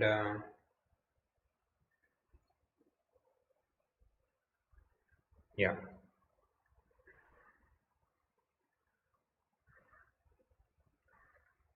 you can get to know how. I'm assuming that you can get to know how a player of similar level thinks, if that makes sense to you. I can also get to understand how you guys are thinking better.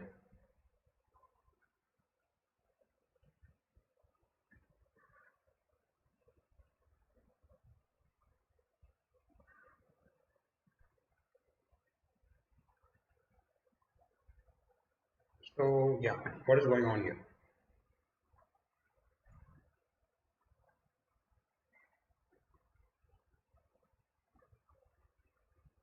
If one of the mods are here, they can paste it, or I'll do it in a minute. Okay, so King G7 looks like I'm blocking this guy.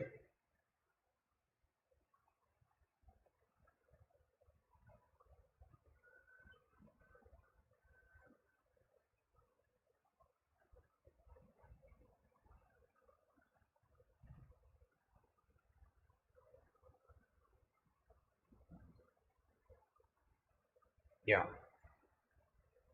King, what did he play? Rook D2. That's terrible.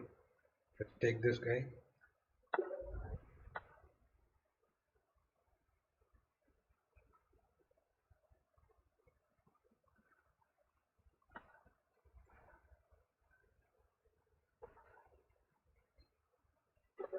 Give me a moment, guys.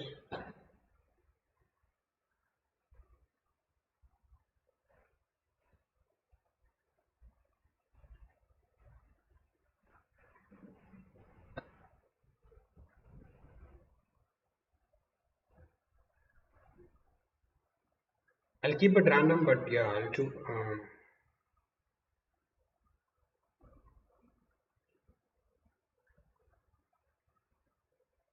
For now, I'm posting a link myself.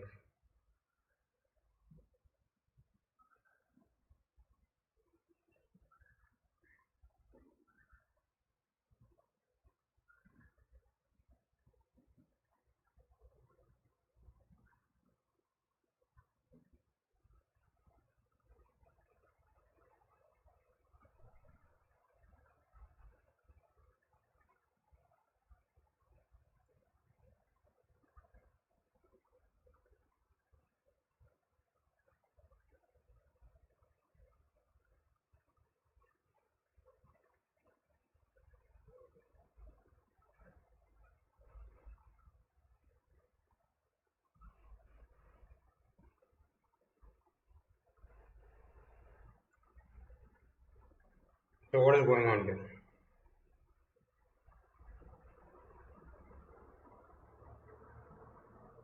Yeah, thanks, Satya. No, no, I'm sure he has also been here for a while, and yeah, Queen D1 wins this, right? So what are we missing? Nothing.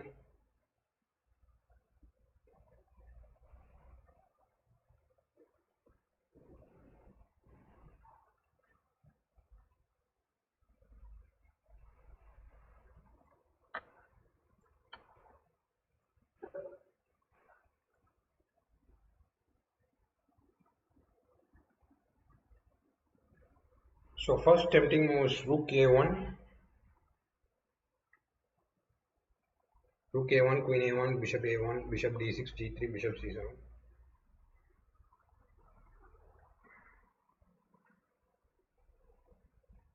High white first thing.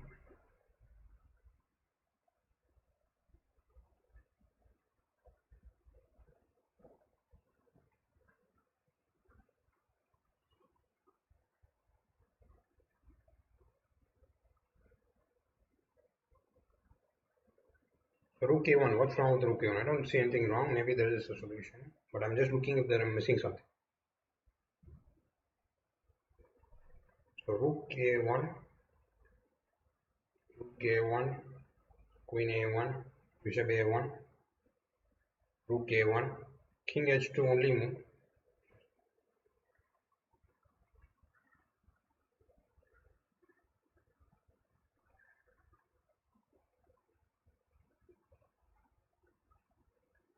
Yeah, I don't see anything wrong with it. Let me just go for it.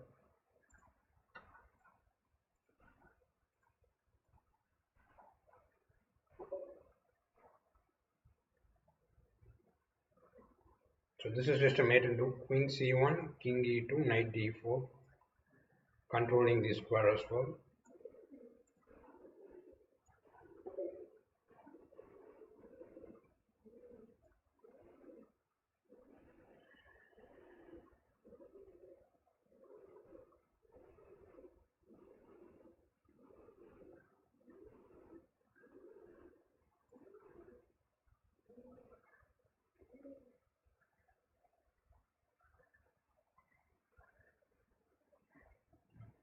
So Rook H7, King H7, Queen H4, Rook H6 seems like mate.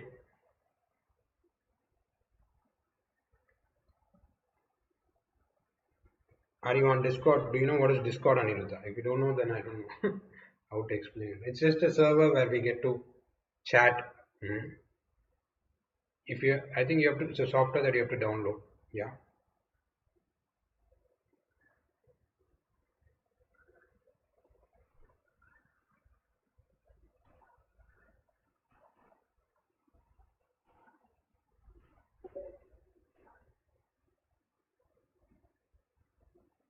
How can I explain Discord? I don't know. I'll email you later. Hoping to see me breaking Hikaru's record. I don't know what is this record also, but yeah, let's see if we can do that. I don't know. Today I'm not. I'll stay till 50 or something, and then we'll do it. I've not decided that, Mayank. I'll decide that later, and you will know. It'll be random only. Queen E3, Rook D2, Queen A3.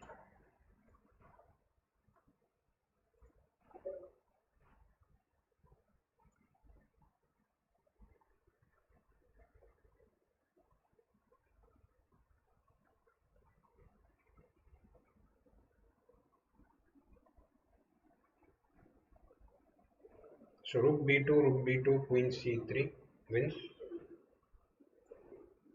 Feels a little easier today. I don't know why.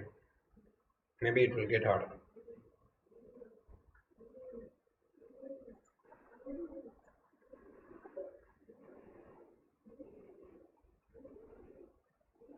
So I mean, spotting these elements are important. The Rook is bad. We have an important pawn here, right? So we spot that immediately.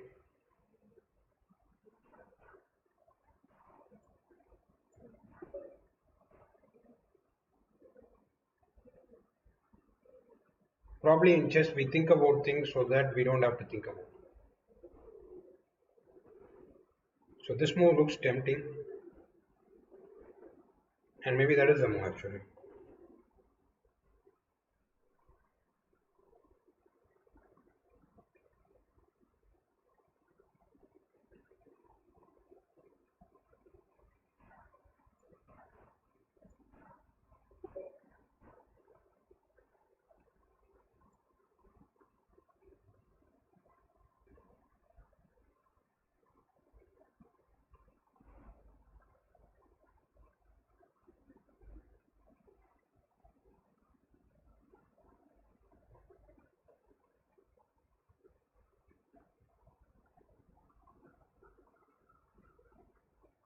Ricardo's record was 76.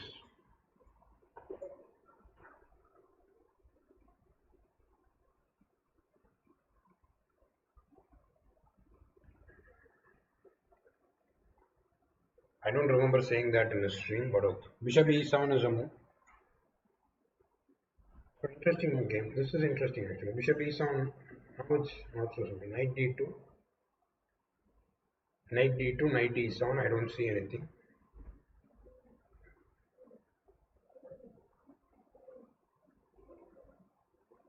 Maybe he wants bishop e7, knight d2, bishop f6. King moves, bishop h8, knight f3 check, bishop e7, knight d2, bishop f6, knight f3 check, king moves, knight e1, bishop and h. What up? So there's no knight f3 check. Bishop f6, king f7. Yeah. Bishop h8, knight f. I'm a piece up, but yeah, I guess that's okay.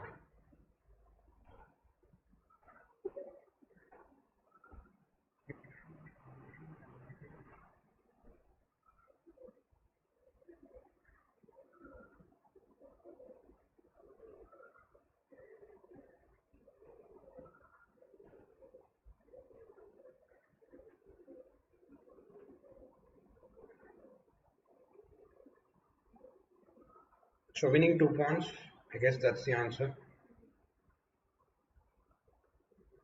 Stop retracting your messages, please.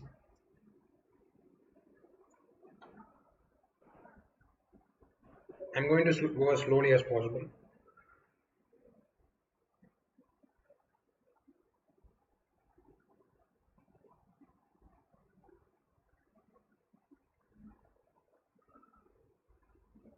So that looks like it looks like there's actually a forced mate from rook c8, bishop c8, queen c6, bishop d7, queen a8.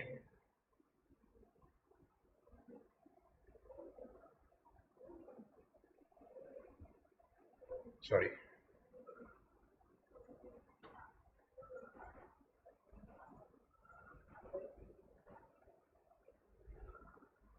This guy feels like this guy is trapped, but yeah. If I do this directly, then he saves himself with queen g5, pawn g5, f4. So basically, I have to stop that and trap. Yeah.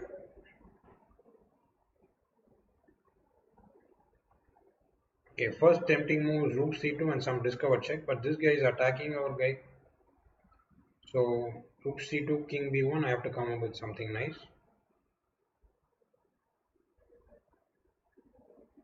Rook c2, king b1, rook c4, king a1 is losing to rook c1, I think, and king a2 is losing to bishop b1, rook and h.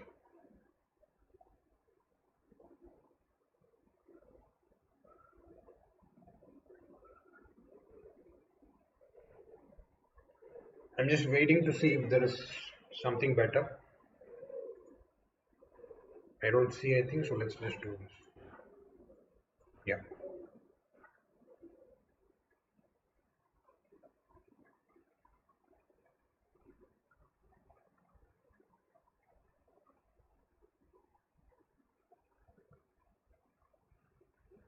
Yeah, guys. So no trouble in this push.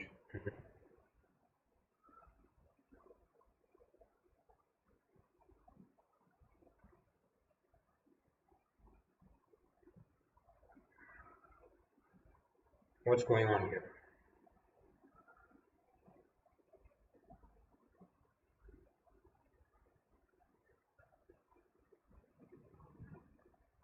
Knight f5, queen f6, g5, I guess. But I'm just seeing there's any trap against knight f5,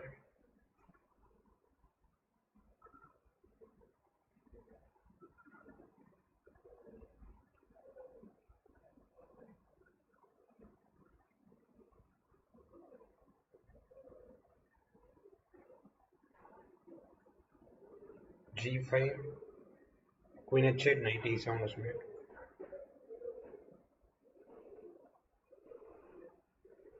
Knight f4, king f5, rook d5, king e4, f3, king e3, rook d3 is made.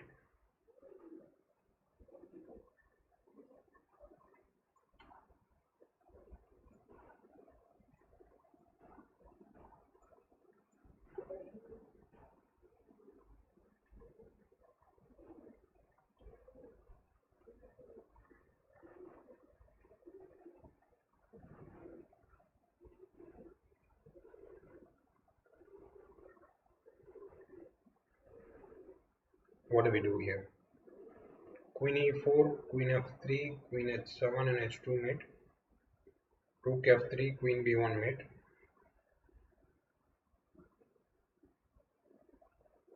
Yeah, white is a piece up but losing.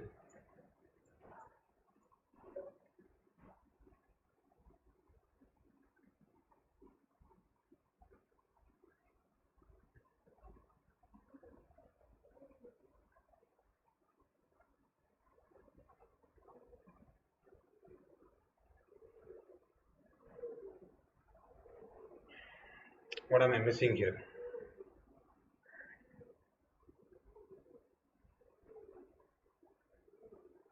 I'm just going slow, guys. Going slow to just to keep this.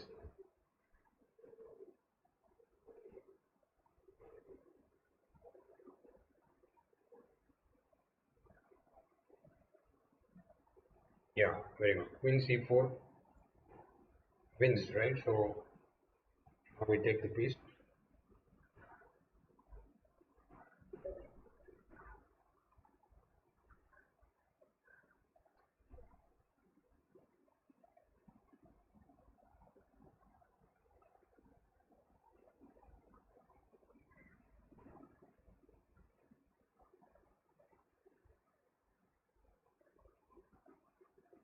So okay, I have to consider this move first and foremost. But rook g2, king f1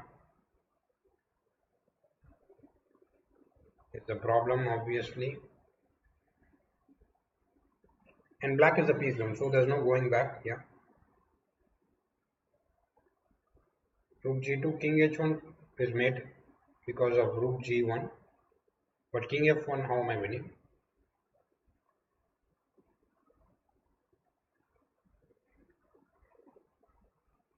So that is the problem we have to solve basically.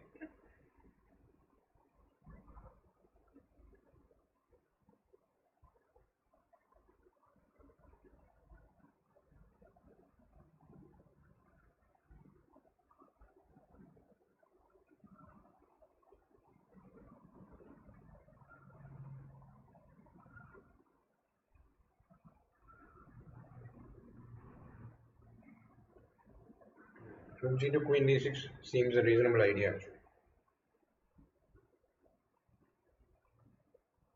Yeah, so first move is kind of forced, but yeah. Queen d6, queen c4, queen c6, queen d6, rook d6, rook e2, queen d6, queen g2, rook, queen d1, I guess. Let's take this guy. Yeah.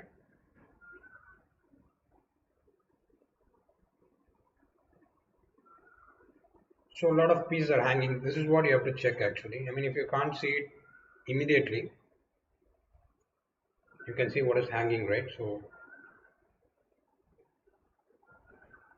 what piece is in support? Queen e7, queen d4, bishop e3 seems to win the b7 bishop, but there's queen g4 check. Oops. So queen g4, there's rook g3. That's the point, yeah.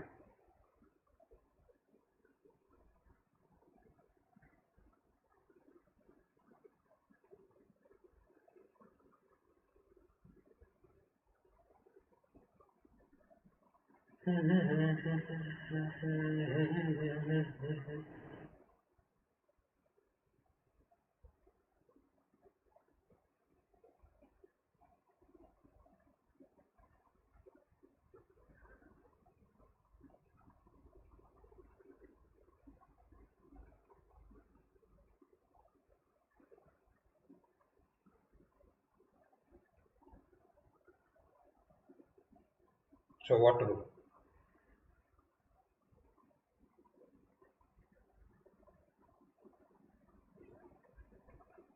This is the answer, I think, because there's no other tactic basically here.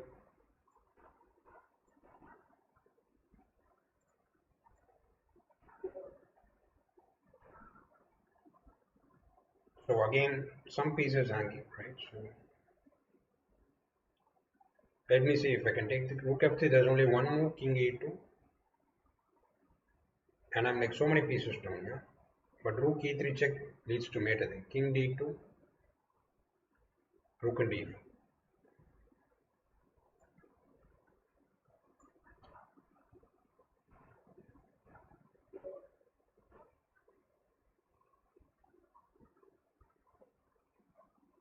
So a lot of tempting moves here.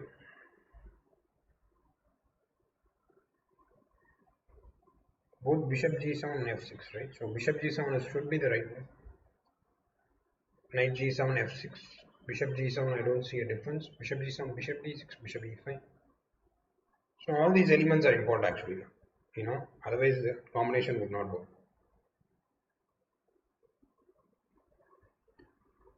Bishop g7, queen e2. I just move and give check, checkmate, I guess.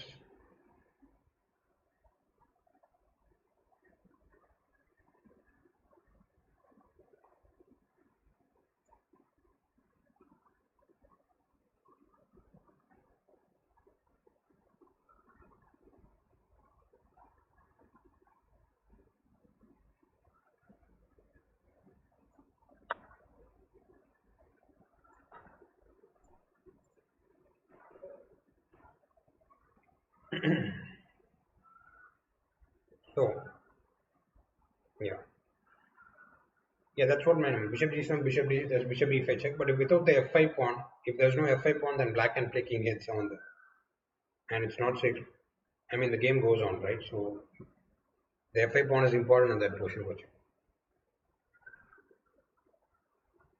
So lot of moves here actually. King h1 is actually a move, right? So that's interesting because rook f3, queen e1. Okay, queen f3 is not possible because of the pin.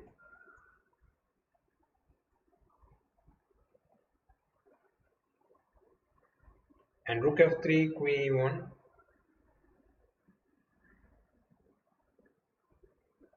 What will he do?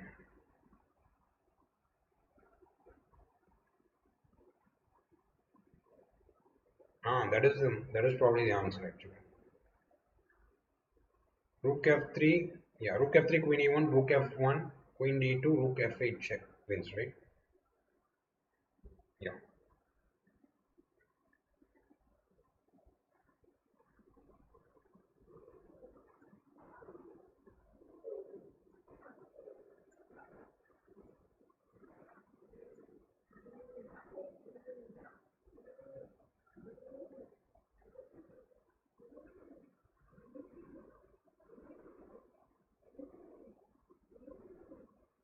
Okay, what is going on here?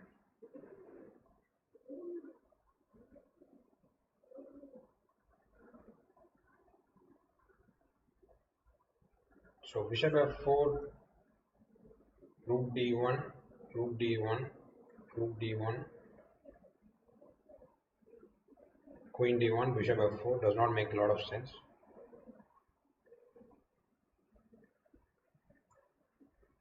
Bishop f4, rook d1, bishop h6 is a move.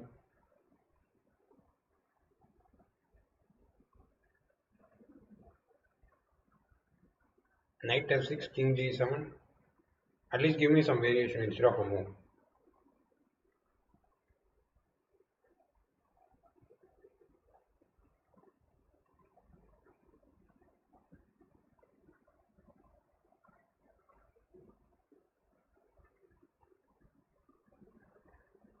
Knight f6, I don't see the point. King g7.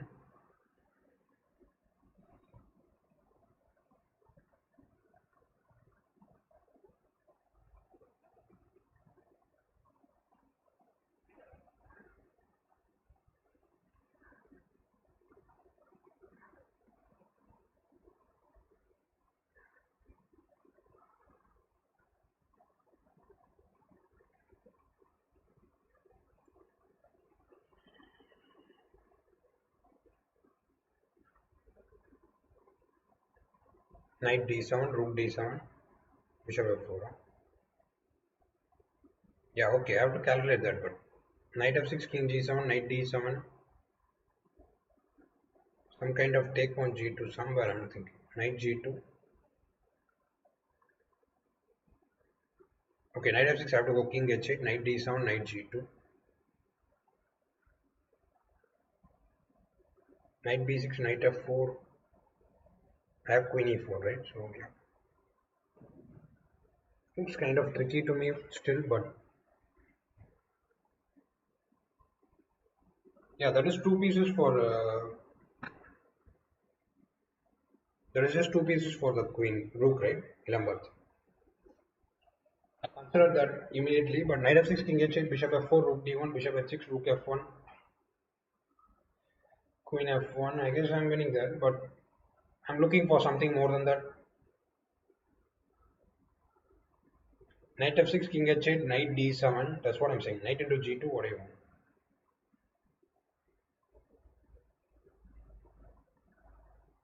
Or knight into e2.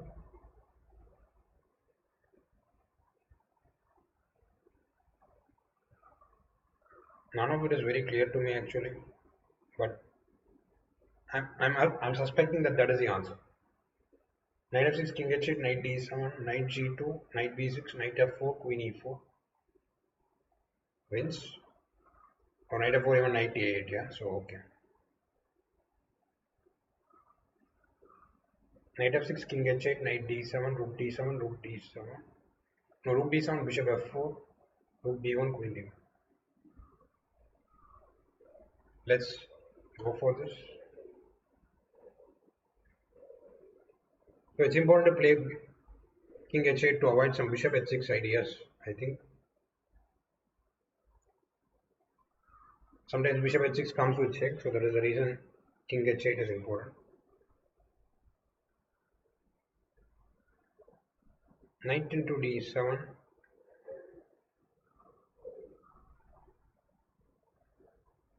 I'm just seeing if I'm missing something. It's better to be careful.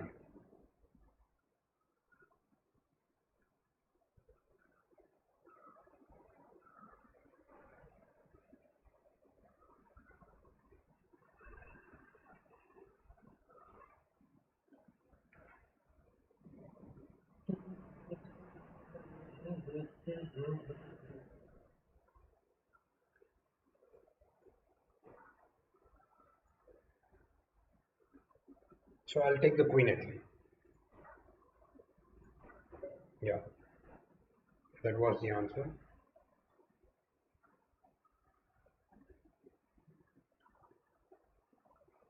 G3 is interesting. Rook h1. Rook h4 is mate. No, king g5 is there. G3, king h3, king f4. I'm not sure if it will be that simple actually. Rook f5, king f5, h8, rook h1, and can it be that simple?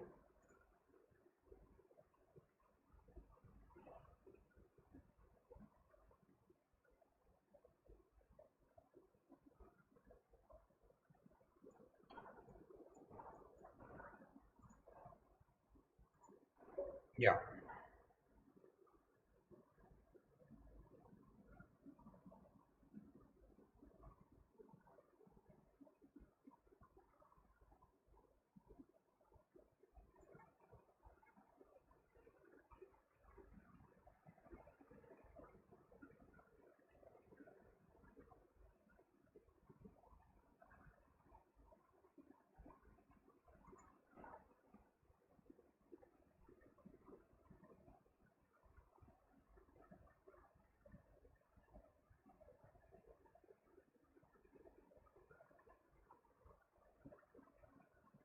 I see the win, but I'm not sure if there is a tactic. Yeah, Queen's Rook E7, Queen E7, Queen C3, King D7, Rook E1. Seems to be mating. Queen E1, Queen E1, and I'm threatening Queen C7 check.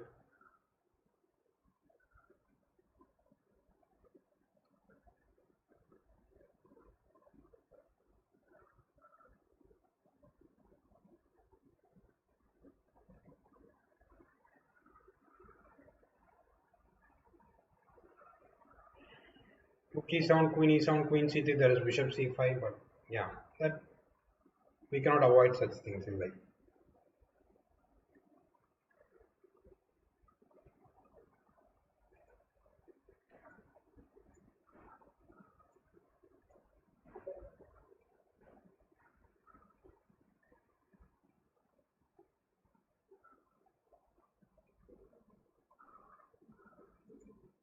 Okay, Queen B1. He has to play Queen E1 or Queen C1, right? So Queen B1, Queen C1 or Queen E1. Let's start with Queen C1. Queen D3. No, that doesn't make sense.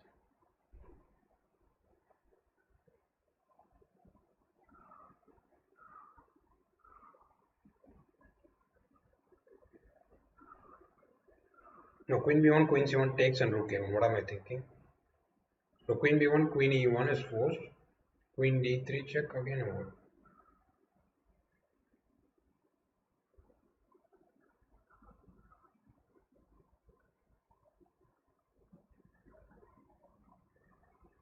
Queen C4, Rook A1. Thanks, Adi.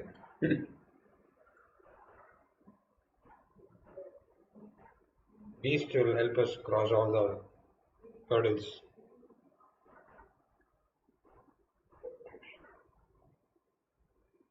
Oh my god. Uh, I had it exactly when I should have not. Yeah, I got distracted, guys. Sorry.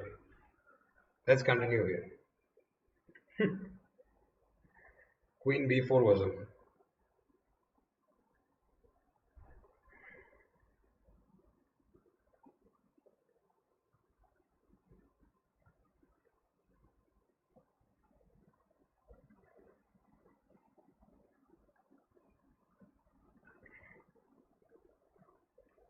I live with that, Adi, but it's okay.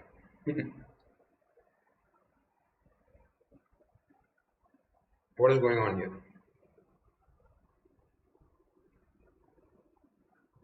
This feels some like Carpo game actually,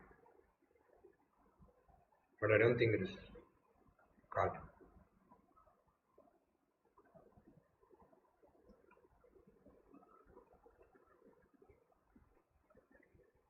So Queen G5 and Queen H6, I'm assuming. I don't know.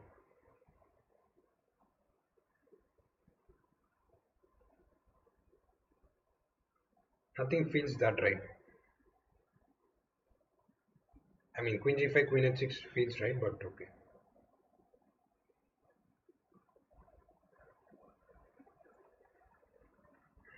Probably I have nothing else to do here. I have to take with the rook. I don't see anything else.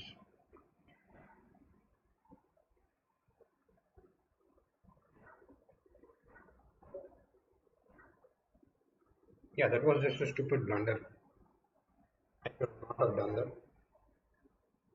So what is going on here?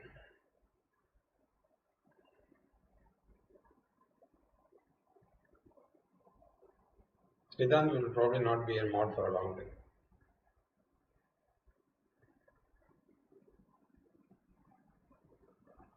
Okay, first of all, I have to see that my queen is hanging. I did not see that. So I have to wake up, I guess. Knight h5 looks tempting, but okay, let's. Oh, is it something cool like this? But I'm not a materially up there. Yeah. Knight f5, probably gf5, gf5, king h7. Ariban, when is your first stream, by the way? I heard that you started a channel.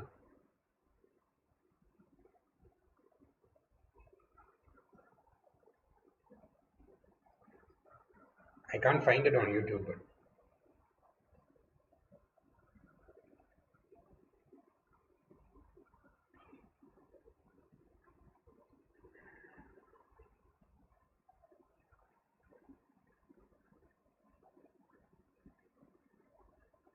knight f5, what's going on?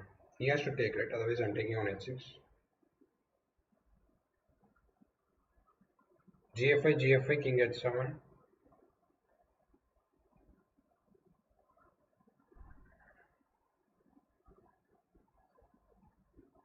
Yeah, we can go, but I know that feels right, but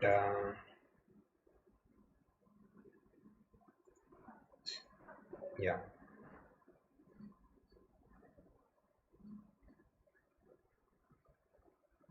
Queen g1, rook h3, rook e2, queen g3. Yeah.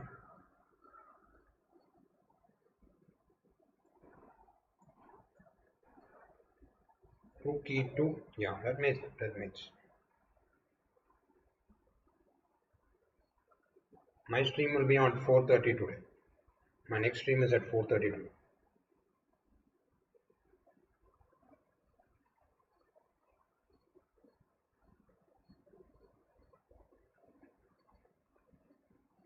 Siddhant has to answer Adiban's questions. Adiban has some valid questions. So what's winning here? F2, king f2, rook b2, queen b2, queen d1, g4.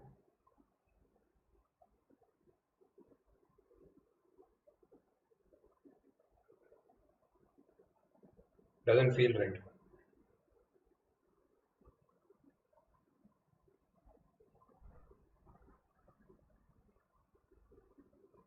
Queen e5 is, I mean, queen e5, queen d5 is meta. Yeah.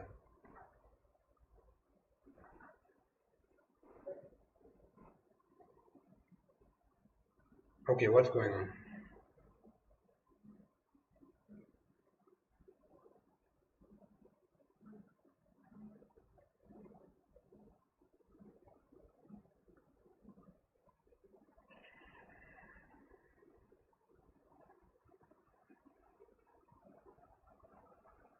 So I'm performing some defensive role here.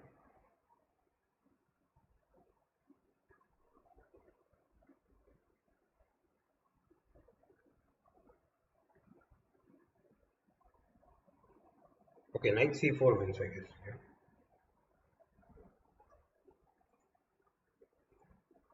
Knight c4, queen c4 wins.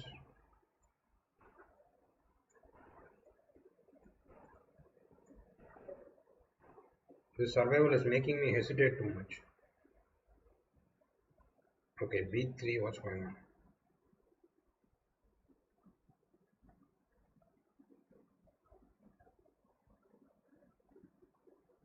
Queen f3 now, I guess.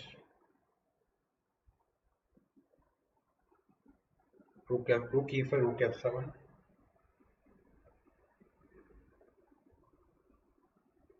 But queen f3, queen b2. I mean,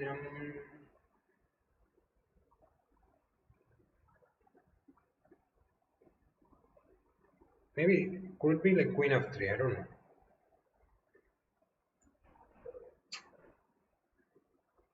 What was the answer for that? I don't know. We're not doing very well today, actually. Maybe I'm kind of bored.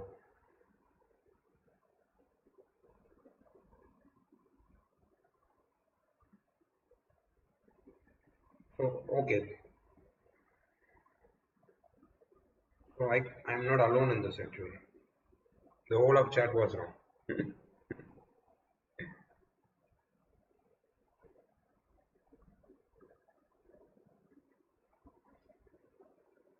Okay, let me first understand what's going on here. This is queening, right? So okay. E1 takes C8, rook D5, king C2.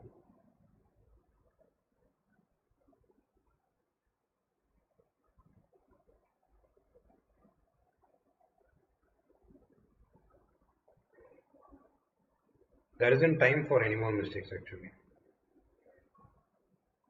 This is the last mistake we can make.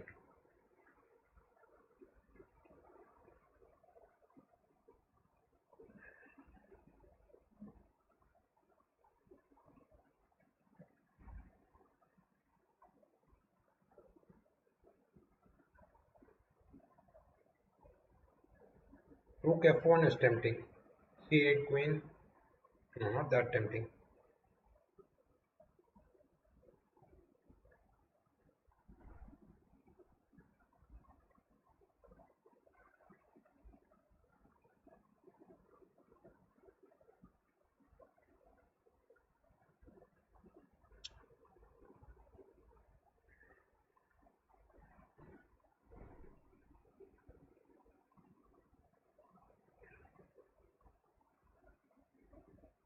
Rook F1, C8 queen, and I don't know if I can escape these purple choice. E1, queen E1, rook E1, C8.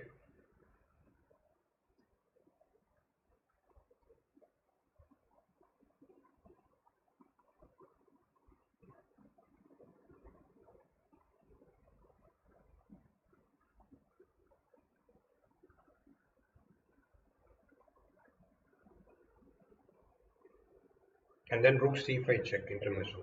I don't understand. E1, rook E, queen E1, rook D5, king C2, rook C5 check, I guess, yeah.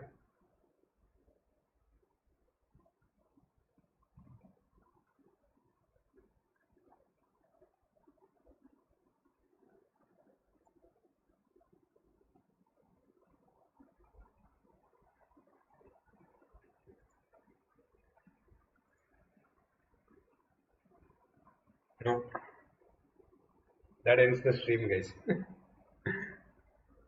E1 was wrong. I have to be faster than, I have to be more accurate than that.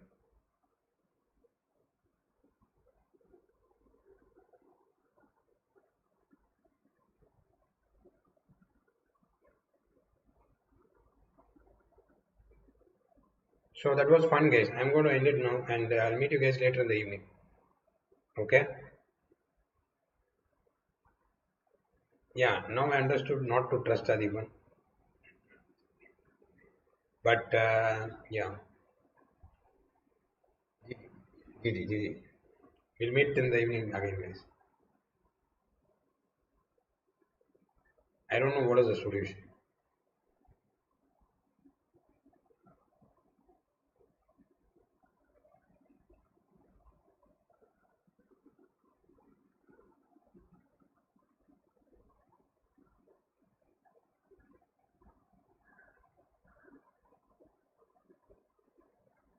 Okay, let me see. Yeah, let me see, guys. Let me see if I can fix it.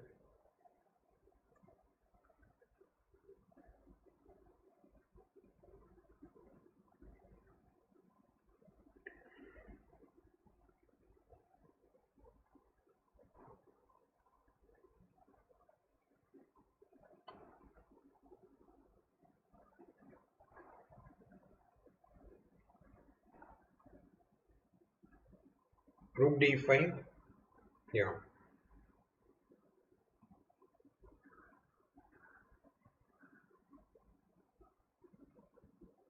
The evening stream, I'm starting at 4:30.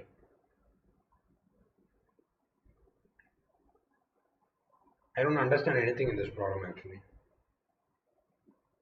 This one is too complicated for me.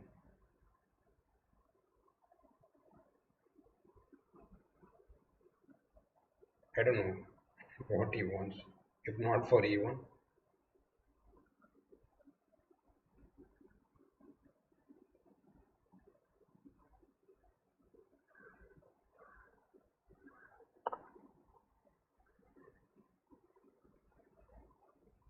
rook D1.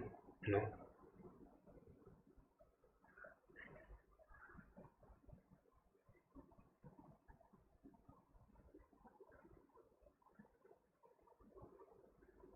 King F7, right? Sorry, rook B1, right? What else am I going to do?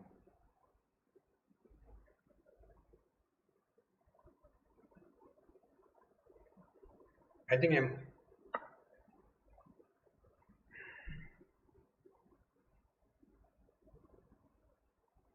Yeah, I think the point is Queen H8, King F7, Queen H7, King E8, Queen G8, King D7.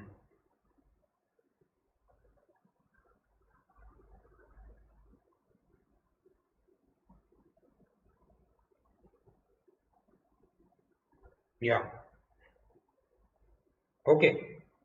See you guys in the evening.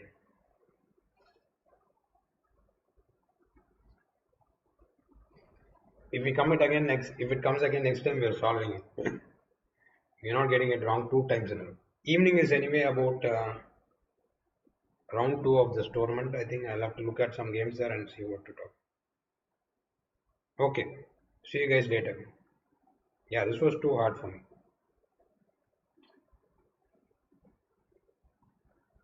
I don't really solve puzzles like these anymore.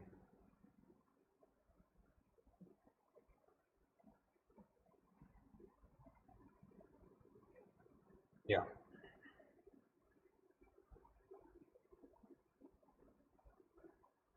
When is his next live? We don't know when is his first live stream. So then only we can think about the next one. Yeah.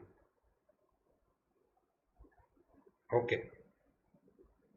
Bye guys. Bye.